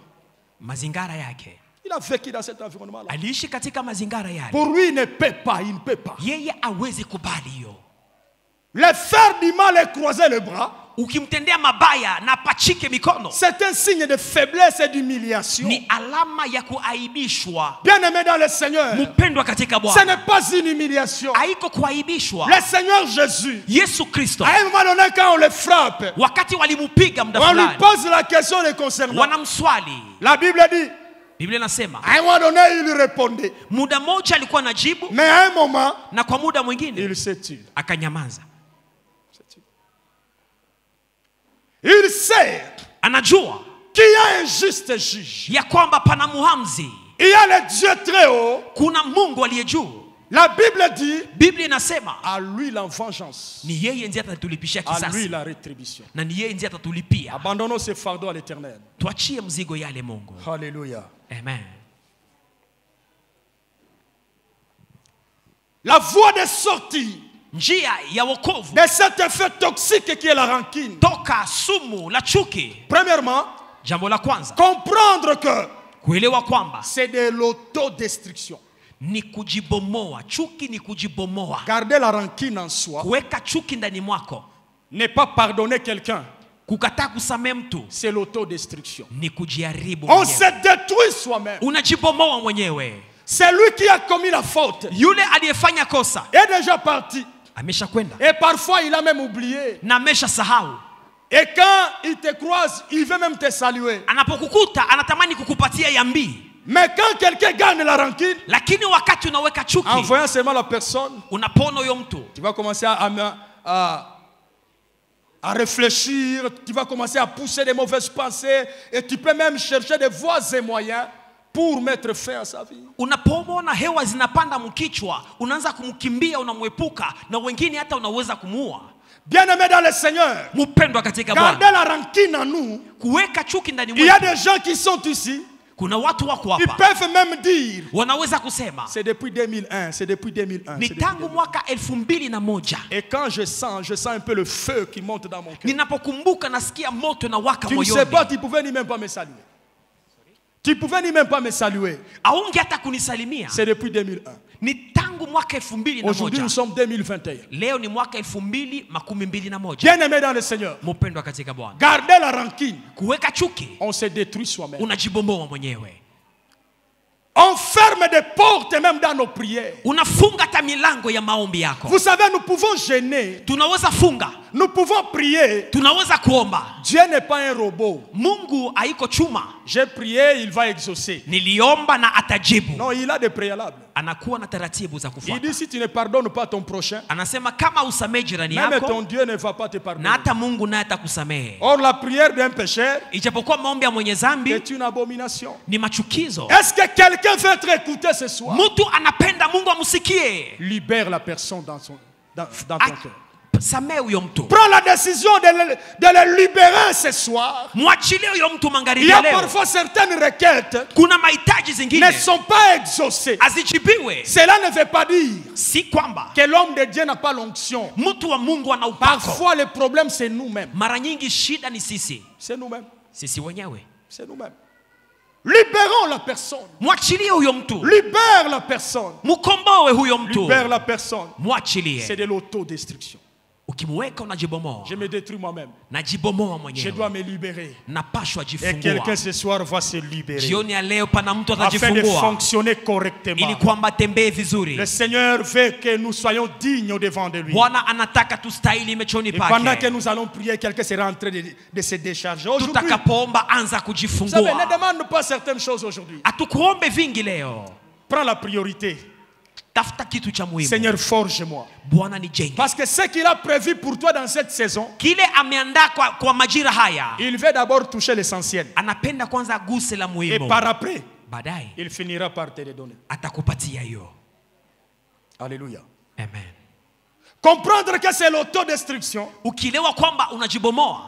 Deuxièmement, Jambo la comme pili, voie de sortie, njia ya kutokea. comprendre qu'on peut aussi faire du mal à quelqu'un d'autre. Elewa kwamba na wewe unaweza kukosea wengine. Lorsque je comprends Nikielewa hiyo, que de la même manière qu'on m'a fait du mal, ya kama jinsi wamenitendea mabaya, il y a quelqu'un d'autre que moi aussi, j'ai déjà fait du mal. kuna mwingine na mimi nimeshakatendea mabaya. Pourquoi nous demandons pardon à Dieu? Kwa nini tunaombaka Mungu msamaha? Pourquoi nous voulons que Dieu nous écoute? Kwa nini tunaombaka Mungu Que atusikie? Dieu nous pardonne parce que nous avons fait ceci ou Mungu cela. atusamee sababu tulifanya makosa fulani na Mais fulani. nous ne voulons pas lâcher les gens dans nos cœurs. Lakini sisi tunakataa kusamehe wengine. Ça nous bloque. Inatufunga.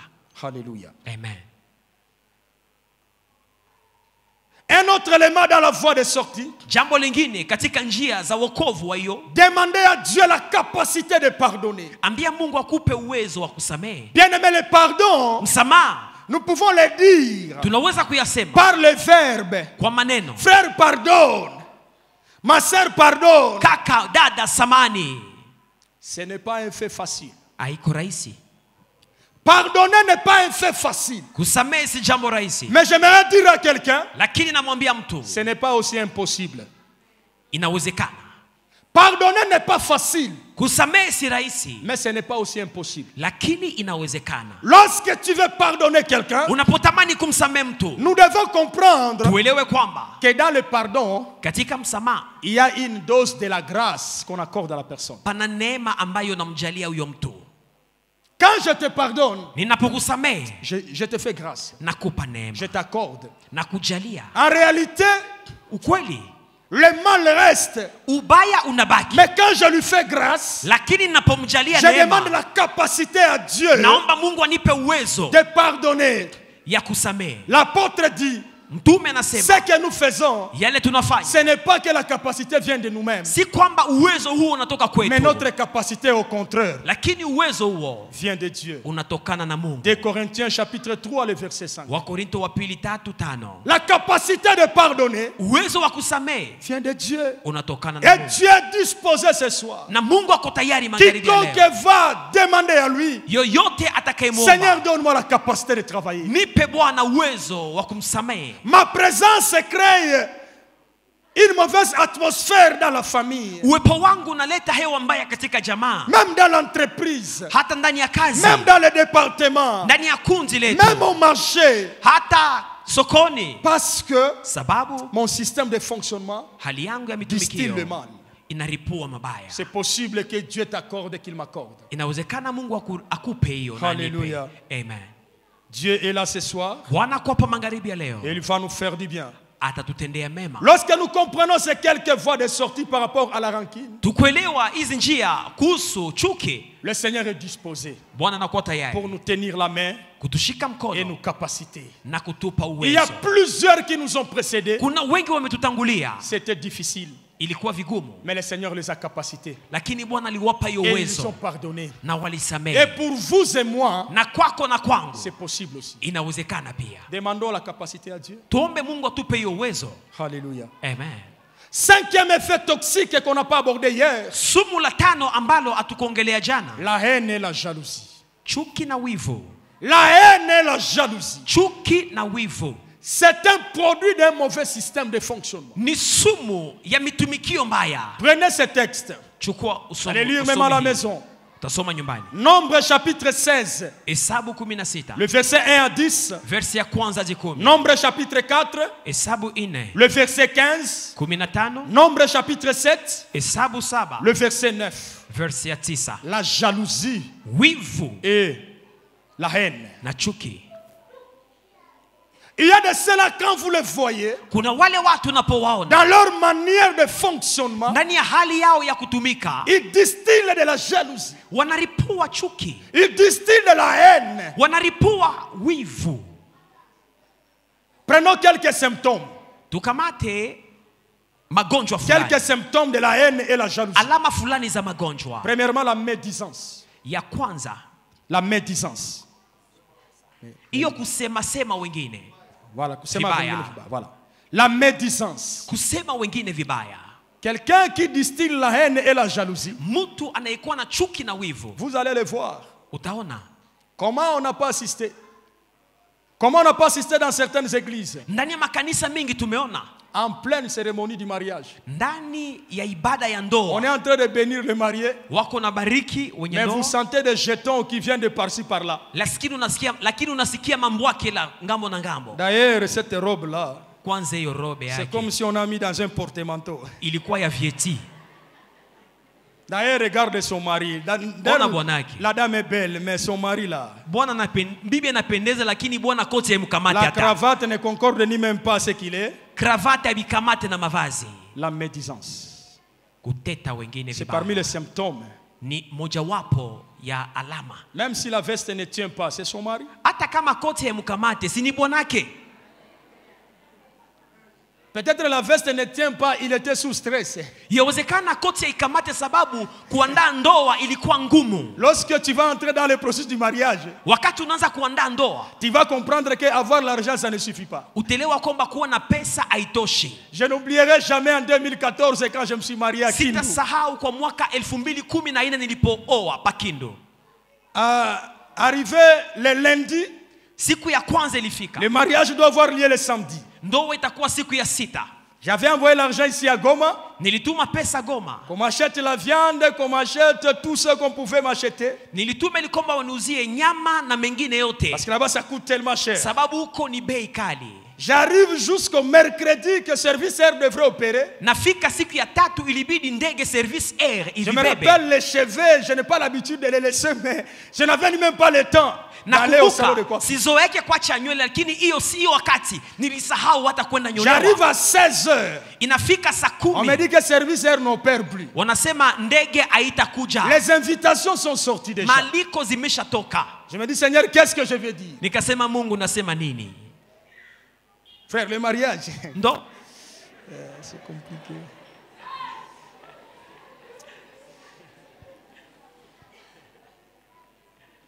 Parlons de la part du Seigneur. Mais Dieu quand même avait fait grâce. Mungu alinijalia neema. Pendant que je priais, je peux dire, Seigneur, qu'est-ce que je vais faire? Nilipokuwa naomba na kusema Mungu ndafanya nini? Le Seigneur m'a fait grâce et jeudi c'est passé. Siku ya 4 ikapita. Le vendredi, Siku ya 5, À siku 10 moja heures. kabla ndoa, à 10h on m'appelle. saa 4 wakanita. Un ami qui était à Goma dit non, je viens de mettre déjà dans l'avion. Rafiki aliyekuwa Goma akasema natie ndani ya ndege. Moi-même j'ai pris la moto du service. Mwenyewe nikakamata pikipiki. J'ai dit au coordinateur, monte, on monte déjà. Nikamwambia ndugu yangu nilikuwa natumika naye twende. J'avais envoyé l'argent pour acheter les cartons de Thompson à Kinshasa. Nilituma pesa waniletee samaki Kinshasa. On m'a dit aussi ça décolle. Wanasema uko nako samaki zinakuja. J'étais guéri et j'ai pris du poids. Nikapona na nikaanza nenepa. Parce que l'humiliation n'est pas facile. Sababu aibu ilikuwa Et inatoka. encore mieux vaut être humilié ailleurs, pas dans la belle famille. Pata aibu fasi nyingine lakini hapana mujamaa ya bibi. La médisance. Alléluia. Amen. Il y a d'autres symptômes Kuna alama zingine de la haine et la jalousie. za chuki na wivu, Les critiques, kutetewa, les vaines comparaisons. kulinganishwa. Non, moi je suis bien que lui. Mimi niko vizuri kuliko Mon yeye. mari est bon que son mari. Bwanangu ni mrembo kushinda Ma bwanake. femme est ceci par rapport aux autres. Mke wangu anavalaka kushinda mke wa Bien aimé, on n'a ule. pas besoin de se comparer aux autres. Hatuhitaji kujilinganisha na wengine. Pourquoi? Sababu gani? Nous n'avons pas les mêmes dénominateurs communs. Hatuna msingi moja. On compare deux éléments qui ont le même dénominateur commun. Unaweza kulinganisha mambo mawili yanayokuwa na msingi On n'a moja. pas les mêmes moyens. Hatuna On n'a pas les mêmes pato âges. moja, miaka Nous ne moja. sommes pas d'une même famille. Hatuko wa jamaa moja. Pourquoi nous voulons nous comparer? Kwa nini tujilinganishe? Alléluia. Amen. C'est parmi les symptômes.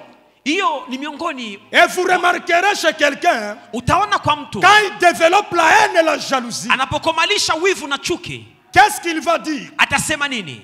Quand il veut parler de quelqu'un en mal, Anapotamani kusema mwingine vibaya, il arrive d'abord, il commence à l'amadouer. anaanza kwanza kumtapa. Il dit, vous remarquerez ceci. Utaona hivi. Il commence par l'hypocrisie. Anaanza kwanza na unafiki. Il dit, mais je n'ai rien contre lui. Sina chuki kwake D'ailleurs, je n'ai rien envié. na sitamani hata kitu, Mais j'étais seulement en train de faire une analyse. lakini nilikuwa tunachambua. Mais ce que nous ignorons, c'est quoi? Yale tunasahau ni On kwamba ne fait pas l'analyse de quelqu'un qui est absent. hautayungulula mtu ambaye haiko.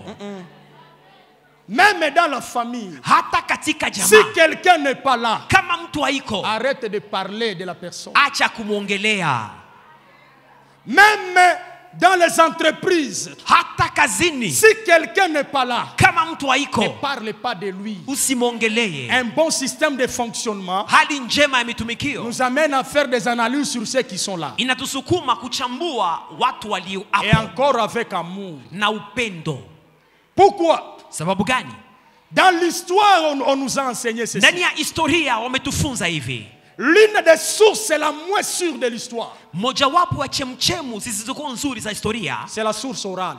ni chemchemu ya mambo iliyosemwa na kinywa. La source orale la moins sûre. Ushuhuda ya kinywa haikubaliwe. Parmi les sources historiques. Mojawapo ya chemchemu za Pourquoi? historia. Sababu gani? Parce qu'elle subit des modifications. Sababu ikibadilishwa Et parce qu'elle subit des modifications inaweza badilishwa kwa urahisi sur son chemin de transmission. wakati iko na paniwa mtu na mwingine. La manière dont toi tu peux comprendre, Namna ambayo wewe utaelewa ce n'est pas ce que l'autre peut comprendre. sivyo jinsi mwingine ataelewa. Ça arrive même des leaders se battent. Inafika hata viongozi wapigane. Non, pendant qu'il était en train de dire, Alipokuwa anasema, moi je pense que nawaza c'était un jeton qu'il était en train de te faire. ilikuwa ni mwakela alikuwa nakutupea. Tu n'étais pas là, mais moi ça m'a énervé. Haukukuwa hapo lakini ilinikwaza. Mais est-ce que tu deviens le Saint-Esprit? Wewe ni Roho Mtakatifu. Pour comprendre une pensée, Ili kwamba uelewe wazo, il faut demander à son auteur, omba yule ou aliyesema soit à Dieu. ama Mungu. C'est lui qui comprend les contextes. Yeye ndiye anaelewa hali ya mambo. Alléluia. Amen. Source de la haine et jalousie, Chemchemu ya wivu na chuki, le fait de développer les sentiments selon lesquels wakati unakomalisha hisia, quelqu'un qui développe la jalousie et la haine, mtu anayekomalisha wivu na chuki, il développe les sentiments selon lesquels hisia inayokuwa ndani mwake n'est meilleur que ce que fait ou a l'autre. ni kizuri kenye mwingine iko nacho ama anafanya.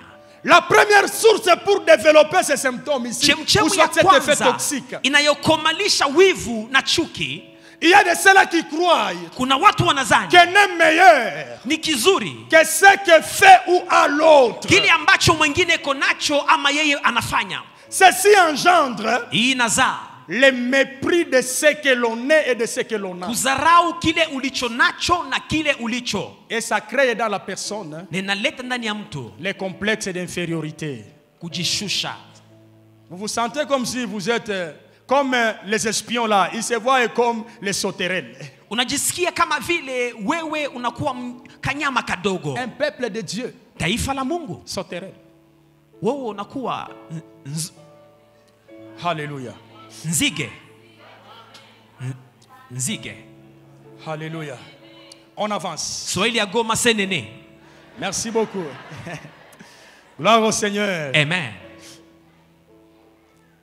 C'est ça le problème de Corée, Abiram et Dathan. Hiyo ndio shida ya Korea, Abinamu na Datani. L'Éternel lui-même a sélectionné les familles en Israël. Mungu mwenyewe alichagua majamii katika Israeli. Quand vous lisez Nombre 4:15, Ukisoma Hesabu 4:15, ce n'est pas Moïse qui a choisi la famille de Kehat si Musa alichagua jamii la Keati pour porter les sanctuaires et les choses saintes sur les épaules. ili kwamba wabebe vifaa vitakatifu vya Mungu. C'est Dieu lui-même. Ni Mungu Car mwenyewe. la Bible dit, Maana Biblia inasema quelle est la fonction imposée hiyo ndio kazi iliyoshurutishwa au fils de Kehat? kwa watoto wa Geati. Mais qu'est-ce qui arrive? Lakini nini ilifika? Corée, Abiram, Dathan Korea, Abinamu na Datani commence à comprendre wanaanza elewa que s'approcher de Dieu, ya kwamba kukaribia ça ne Mungu suffit pas pour eux. haitoshi kwao. Porter les choses saintes, Kubeba vifaa vitakatifu que les autres tribus étaient très loin, ya makabila na kabila zingine ziko mbali, pour eux ça ne suffit pas. kwabo haitoshi. Il faut aussi le sacerdoce. Inabidi vile vile ukuani. Qu'est-ce qu'ils vont dire? Watasema nini? Ça n'est assez. Tunachoka Avec Moïse. na Musa. Pourquoi seulement lui? Kwa nini yeye tu? Tout le monde est saint. Kila mtu ni mtakatifu. Mais ce n'est pas le problème d'être saint. Si jambo la utakatifu, C'est un problème du choix de Dieu. ni jambo la kuchaguliwa na Mungu. C'est question de la souveraineté de Dieu. Inahusu ukubwa wa Mungu mwenyewe. Bien-aimés dans le Seigneur, Wapendwa katika il y a Bwana, des questions kuna que maswali nous nous poserons ambazo tutajipatia, pour nous-mêmes et pour les autres tutajipatia na tutapatia wengine par rapport à certaines choses que Dieu sera en train de faire. kulingana na vitu ambayo Mungu atakuwa Que akifanya, ce soit dans l'église, iwe kanisani, que ce soit dans nos familles, iwe ndani ya jamii que ce zetu, soit dans nos entreprises, ndani ya kampuni zetu. il y aura certains pourquoi mais sans parce que. Kutakuwa maswali za kuuliza kwa nini, lakini pasipokuwa na majibu. Quelqu'un va dire pourquoi seulement lui? Utajambia kwa nini tu yeye? Pourquoi le chef ne compte seulement que sur cette personne? Kwa nini kiongozi anaminia tu huyo? Pourquoi dans la famille les parents ne comptent que sur cet enfant? Kwa nini katika jamii wazazi wanategemea tu huyo mtoto? Je ne sais pas. Sijui. Je ne sais pas. Sijui. Il y a des pourquoi qu'on n'a pas de parce que. Kuna swali ambazo hazina majibu. Parce qu'on ne l'a pas voulu, mais c'est Dieu lui-même. Hatukuitaka ni Mungu Moïse n'a ameshurutisha. pas voulu être leur chef, Musa akutaka kuwa kiongozi wao, mais c'est Dieu. lakini ni Mungu. Mais quand la jalousie, la haine arrive, wakati wivu na chuki nakuja, Corée, Abiram et Dathan disent non, ça n'est assez. Korea, Abinamu na Datani wakasema tunachoka. Bien-aimés dans le Seigneur, Wapendwa katika Bwana, ces effets toxiques sont dangereux. hizo sumu ni mbaya. Que ce soir, Dieu nous décharge. Mungu atukomboe. Il faut qu'on fonctionne correctement. Tuanze tumika vizuri. Quand l'autre évolue, j'ai la joie. Wakati mwingine anaendelea na furahi. Parce que quand toi tu montes, unapopanda, moi je monte. Mimi napanda. Quelqu'un a dit, mtu mmoja alisema, l'union fait la force. Umoja ni nguvu. Mais notre papa avait ajouté un élément. Lakini baba yetu akaongezea jambo moja. En disant, akisema, l'union des faibles ne fait pas la force. Kuungana kwa wadhaifu haiwafanye kuwa wenye nguvu. Mais l'union des forts, kuungana kwa wenye nguvu, ça fait la force. Ndio inaleta nguvu. Si tu es fort, kama uko na nguvu, je suis fort, niko na nguvu, elle est forte, yeye iko na nguvu, c'est la victoire de la famille. Ni ushindi wa jamaa. Comment sortir de ça? Je, tutakombolewa toka hiyo? Première voie de sortie, jambo la kwanza,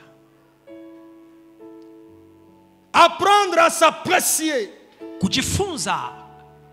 Apprendre à apprécier. Kujifunza kupenda.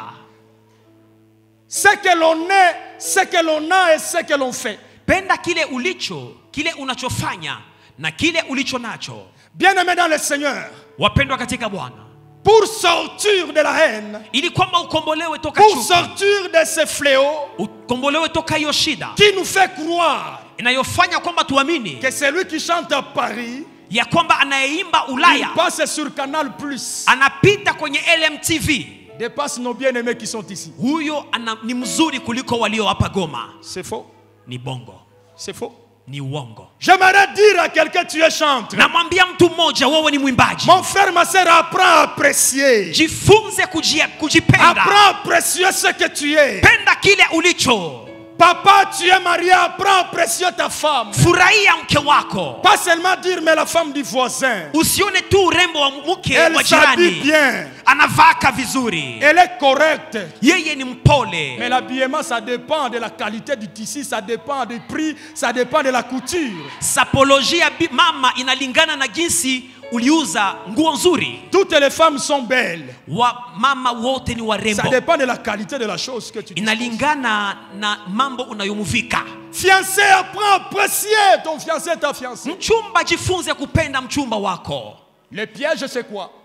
Nous voulons entendre seulement que les appréciations viennent de l'extérieur. Tunapendaka watu wa nje njo wafurahie. Non, j'aime l'exemple de notre Créateur. Napenda mfano wa muumba wetu. Genèse chapitre 1er, le verset 31. Mwanzo 1:31. La Bible dit ceci. Wa milele nasema, Dieu vit Bwana kaona que tout ce qu'il a fait, ya kwamba yote aliyofanya, et voici, na tizama, cela était très bon. Yote ilikuwa nzuri sana. Ainsi, hapo il y a un soir pakawa, et il y a un matin, jioni, ce fit na pambazuko, le 6e jour. Nilikuwa siku ya sita. Bien-aimés dans le Seigneur, wapendwa katika Bwana, l'Éternel n'a pas voulu Bwana kupenda que l'appréciation vienne d'ailleurs. Mwengine njo waanze kutapa. Apprends à t'apprécier. Jifunze kujifurahia. Quand tu as torchonné kama ulikoropa dans l'église, ndani ya kanisa, même si les gens vont dire, hata kama watu watasema, elle n'a pas bien pousseté, akutosha vumbi vizuri, oui, quand même ce que je fais d'abord c'est bon. Sema ndio, lakini nilifanya kazi nzuri. Oui, mais je peux ajouter quand même pousseté. Naongezea, lakini nilishafanya kizuri.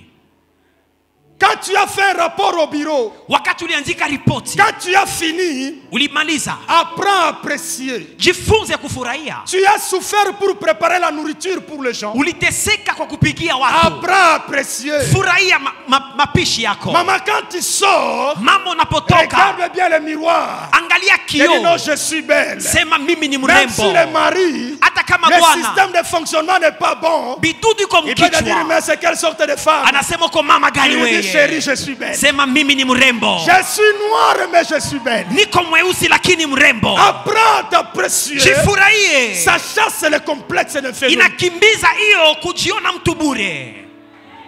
Tout ce qui est dit de l'extérieur sur nous, tout n'est pas bon et tout n'est pas correct. Vya nje si vizuri na si kamilifu. Il y a de bonnes choses qu'on peut nous reprocher. Pana vitu wanaweza kutukemea. Mais il y a des choses qu'on peut te reprocher pour te détruire. Na kuna vingine watakwambia, watakukemea lakini ni kwa kukubomoa. Apprends à t'apprécier. Jifurahie. Apprends à apprécier ce que tu as. Furahia kile ulicho nacho. Même si elle n'est pas encore à la hauteur où tu veux. Hata kama haujafikia pale ambapo anataka, tu dis elle parlera. sema ataongea. Il y a des gens suivant seulement ces séminaires. Kuna wengine wanapofuata semina hii Depuis le début de cette église, tangu mwanzo wa kanisa, les témoignages ce n'est pas seulement les avoirs, ushuhuda haiko tu vifaa, même sur leur être. hata hali yao ya Il y a kuwa. de ceux-là qui comprennent français sans étudier. Kuna wale tangu wanaanza ingia mkanisa wanaanza Il sikia a été seulement dans Kifaransa cette atmosphère. pasipo kusoma. Jutu ya hii hewa hapa. Apprends à t'apprécier. Jifurahie, Apprends à t'apprécier. furahi. Tout ça s'améliore. Yote inageukaka C'est pourquoi nous kamilifu sommes pole sur la pole. table du potier. Ndio maana hapa tuko kwenye meza ya mfinyanzi. Alléluia. Amen. Deuxième voie de sortie, Njia ya pili, comprendre que kuelewa kwamba la vie maisha est faite de saisons. inafanyika na majira. Chaque personne a son temps. Kila mtu ana muda wake. Chaque personne a sa saison. Kila mtu ana majira yake. Lorsque je comprends cette vérité, Ninapoelewa ukweli huo, je ne peux pas accuser faussement quelqu'un au bureau. siwezi kumchonganisha mtu mwingine kazini. Je ne peux pas venir dire au pasteur des faux témoignages sur quelqu'un. Sitakuja kupatia mchungaji ushuhuda za bongo juu ya mwingine. Non, elle commence à modérer. Huyo anaanza ongoza. Et là, on arrive tout en étant sérieux. Unakuja na upole. Pasteur, ce sont ces gens ici qui détruisent l'image de l'église. Mchungaji, hawa watu wako napitisha kanisa haya. Et dans la plupart des cas, Na mara nyingi ceux qui accusent les autres, wanaokuja kuchongea wengine, ils veulent qu'on ne prenne pas l'attention sur eux. wanapendaka wale wasiwaangalie. Parce que plus ils t'amènent les informations comme ça, Zaidi anakuletea habari mbaya tu mbaya as des hivyo. présomptions Unakuwa que lui est correct déjà. unaanza wazia kwamba huyo mwenye anachongea ndio mkamilifu. Il détruit l'église, mais qu'est-ce que tu as fait? Yeye kona bomoa kanisa, sasa wewe uko nafanya nini? Approche ton frère. Karibia ndugu yako. Approche ta soeur. Sumukaribia huyo mtu. Pourquoi aller voir le pasteur? Kwa nini kwenda kumchongea kwa On peut aller voir mchungaji? le pasteur lorsque ça complique. Unaweza kumchongea kwa mchungaji wakati apendi kusikia. Ce genre d'accusation prouve qu'il n'y a pas d'amour. Hiyo kuchongea ni kuonesha En kwamba réalité, hakuna on veut upendo. saboter la répétition de la réputation de quelqu'un. Il faut saboter. Unapenda kutia mtu chini mavumbini, kumharibisha. Et la seule chose qu'on ignore, Na kitu moja ambao tunasahau, Ecclésiaste dit, mhubiri anasema, Ecclésiaste 3, le verset 1, Mhubiri 3:1, il y a un temps pour tout. kuna muda kwa kila kitu. Lorsque je comprends ça, Nikielewa hiyo, je ne peux pas développer de la haine envers mon frère Christian. siwezi kukomalisha chuki kwa Pasteur Marcel. Je connais que c'est son temps. Najua kwamba ni muda Ma wake. saison arrivera. Majira yangu yatafika. Bien-aimé dans le Seigneur, Wapendwa katika ce qui Bwana, est vrai, hiyo kweli c'est que personne, ya kwamba même hakuna les mtu, sorciers de nos familles, hata wachawi wa jamaa, personne ne peut arrêter ni changer ta saison. hakuna mtu anaweza kusimamisha majira yako. Personne ne peut arrêter ni changer ta saison. Hakuna mtu anaweza kusimamisha majira yako. Il est écrit dans Daniel chapitre 2 le verset 21. Ndani ya Danieli 2:21 C'est lui inaandikwa, qui change le temps et les circonstances. yule anayebadilisha majira na nyakati, Qui renverse et qui établit les rois. anayepindua na kushimika Qui donne wafalme, la sagesse aux sages. anayepana hekima kwa wenye Et la hekima science à ceux qui ont de l'intelligence. na ujuzi kwa wale walio na Le akili. seul qui peut changer le temps de quelqu'un, Mmoja ambaye anaweza c'est l'éternel kubadilisha Yahweh. muda wa mtu ni Mungu wa C'est milele. pourquoi vous allez voir, Ndio maana mtaona même dans les entreprises, hata katika on makampuni voudra t'accuser faussement wanaweza kukuchongea kwa comme bure, quelqu'un qui veut mettre une grosse pierre sur toi. kama vile mtu ambaye anatamani kutia jiwe kubwa juu J'aimerais yako. dire à quelqu'un, Natamani kuambia c'est mtu lui qui a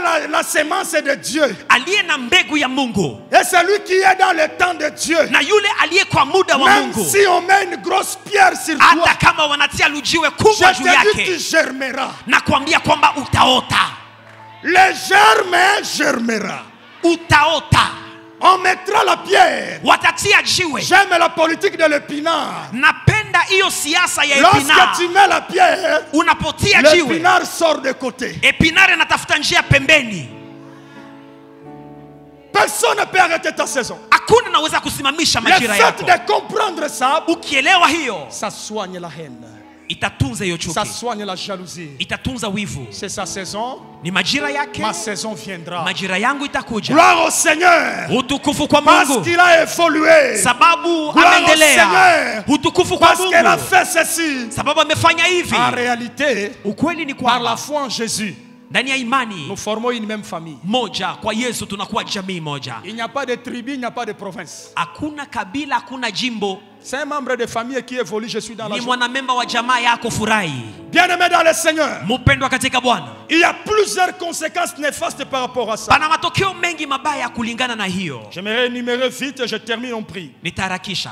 Ces effets toxiques Hiyo sumu rendent une personne inconsommable dans la société. zinafanya kwamba watu wasikukule, wasikufaidie. La personne devient inconsommable Watu hawatafaidia toka dans la wewe société katika mazingira, et inutile devant Dieu. na utakuwa pasipo samani mechoni pa Mungu. Il produit des épines, Unatosha miba, il produit le charbon. unatoa michongoma. Qui peut les consommer? Nani ambaye atakukula? Personne. Hakuna.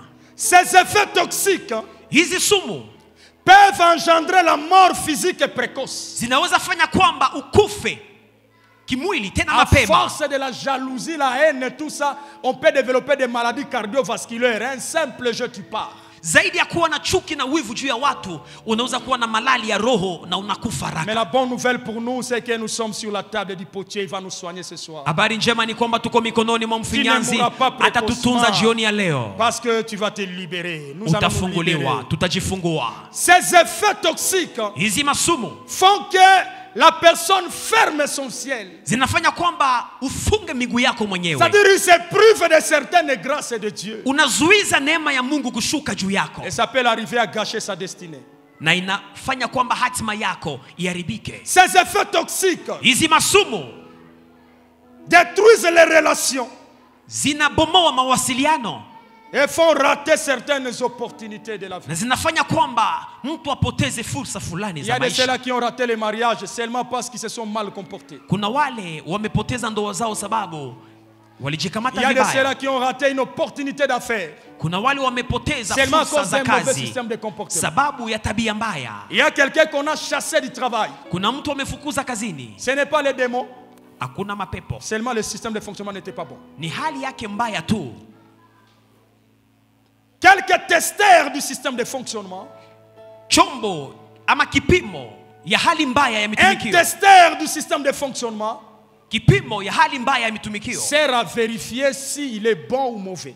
inayosaidia kujua huyu mtu ni mzuri ama mbaya. C'est comme le testeur de billets de banque. Ni kama vile chombo Ça inayopima, permet de vérifier les vrais et les faux billets. inasaidia kujua pesa iliyo nzuri na iliyo Quand mbaya. un faux billet qui est de papier passe, ça crache, ça bloque déjà. Non, non, ça c'est un faux billet là. Wakati pesa mbaya inapita humo ndani inasimama. Il y a certaines choses qui vont nous aider Kuna vitu dans vitatusaidia cet entretien progressif ndani ya kuendelea de nous-mêmes na à commencer à nous checker.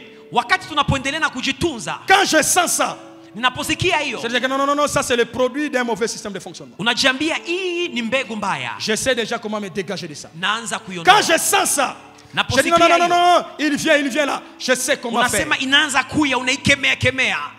Premièrement, Jambo la kwanza, la nature des pensées. uto wa fikra C'est un premier testeur. ni C'est un chombo, système de fonctionnement. kipimo ya kwanza. Quelle est la nature des pensées qui me reviennent? Hali ya mawazo inayokuja. Une pensée peut être mauvaise, une pensée peut être bonne. Wazo inaweza kuwa nzuri ama mbaya. Toute pensée mauvaise vient d'un mauvais système de fonctionnement. Kila wazo mbaya inatokana na hali mbaya ya mitumikio. Et les sages disent, Na wenye hekima wanasema, comprenant la valeur d'une pensée, walipoelewa umuhimu wa wazo. il dit dans Proverbe chapitre 23, le verset 7, la partie A, Katika Mezali 23 versi ya 7 hapo mwanzo, il dit, car il est tel que sont les pensées dans son âme. sababu ako analingana na mafikiri ya nafsi yake. Matthieu chapitre 15, le verset 1 à 20. Mathayo 10:1-20. L'Éternel parle de ce qui suit l'homme, ce qui vient, ça vient des mauvaises pensées. Mungu anaongelea yale yanayochafua mwanadamu. Et le sage nous dit dans Proverbe 4, 23, Mezali 4:23, garde ton cœur linda moyo wako plus que toute autre chose. kuliko kila kitu, Car de cela maana humo viennent les sources de vie. panatokea En chemchemu d'autres za termes, uzima. si je ne Inamaanisha veille pas sur l'état de pensée, kama ukeshe juu ya hali ya ça mawazo peut yako, engendrer la mort. inaweza kuleta mauti. Source de vie, source de mort. Chemchemu la uzima Ça pia dépend de la chemchemu la nature des mauti. pensées que je développe. Inalingana na hali ya mawazo unayokomalisha. C'est pourquoi le Seigneur dit dans Philippiens 4, 8, Ndio maana katika Wafilipo 4:8 Bwana que anasema ce qui est pur, iliyo takatifu, que ce qui est honorable, iliyo ya kufurahia, que ce qui est digne d'approbation inayostahili soit l'objet de vos pensées. ikamatane na mawazo yenu. Je vais checker mon système de fonctionnement. Nitachunguza hali yangu ya kutumika. Je pèse la nature de pensée. C'est quoi naangalia hali ya mawazo. Bien aimé, ça va nous aider. Itatusaidia. Nous serons en train de nous guérir progressivement. Tutakuwa najiponesha zaidi na zaidi. Plus je découvre ça, zaidi nagundua hiyo, je monte dans la prière. ninapanda katika maombi. Et le Seigneur me capacite, je vins ça. Na Bwana ananipa uwezo na mimi naishinda. Oh, si je ne prends pas un verre, kama sichukue kabutei, je sens le froid. nasikia baridi. Si c'est pas la cigarette, kama sikamate ganja, je n'ai pas l'appétit de manger. sitakula. Mais je comprends déjà Lakini naelewa que toutes ces choses, ya kwamba yale mambo ça fait partie des œuvres de la chair. ni mojawapo ya mambo ya mwili. Or, parmi les effets toxiques miongoni mwa sumu d'un mauvais système de fonctionnement, za hali mbaya ya il n'y a mitumikio, pas que les 5 que j'ai énumérés comme échantillon. haiko tu ambayo nimesema. Le résumé, hiyo tano. c'est toutes les œuvres de la chair. Ufupi ni matendo yote ya mwili. À part les pensées, Zaidi ya mawazo, je peux tester l'état de mon système de fonctionnement naweza chunguza ama kupima hali ya mitumikio par yangu le type de désir. kupitia hali ya hisia zangu. Troisièmement, par le type de choix que je fais. Ya tatu, hali ya uchaguzi wangu. Le type de décision que je prends. Hali ya maamuzi yangu. La qualité des actions Hali ya matendo yangu. et la qualité des réactions. Na hali za kujibu. L'action peut ne pas être bonne, Tendo naweza kuwa mbaya, mais que nos réactions soient bonnes. lakini wao wanajikamataje? Je résume en disant, Kwa ufupi nasema, Job chapitre 22, le verset 28, Ayubu 22:28. la Bible dit, Biblia inasema, à tes résolutions répondra le succès. yale maamuzi unayochukua ni hapo ushindi wako utabaki juu Et yake. sur tes sentiers Na kwenye njia yako brillera la lumière. nuru yako itangaa. Quiconque veut développer une vie qui a un sens Yoyote anayetamani kukomalisha maisha iliyo na maana, doit s'engager à travailler sur son système de fonctionnement. atumike juu ya hali ya mitumikio yake. Que Dieu bénisse sa parole. Bwana abariki neno lake.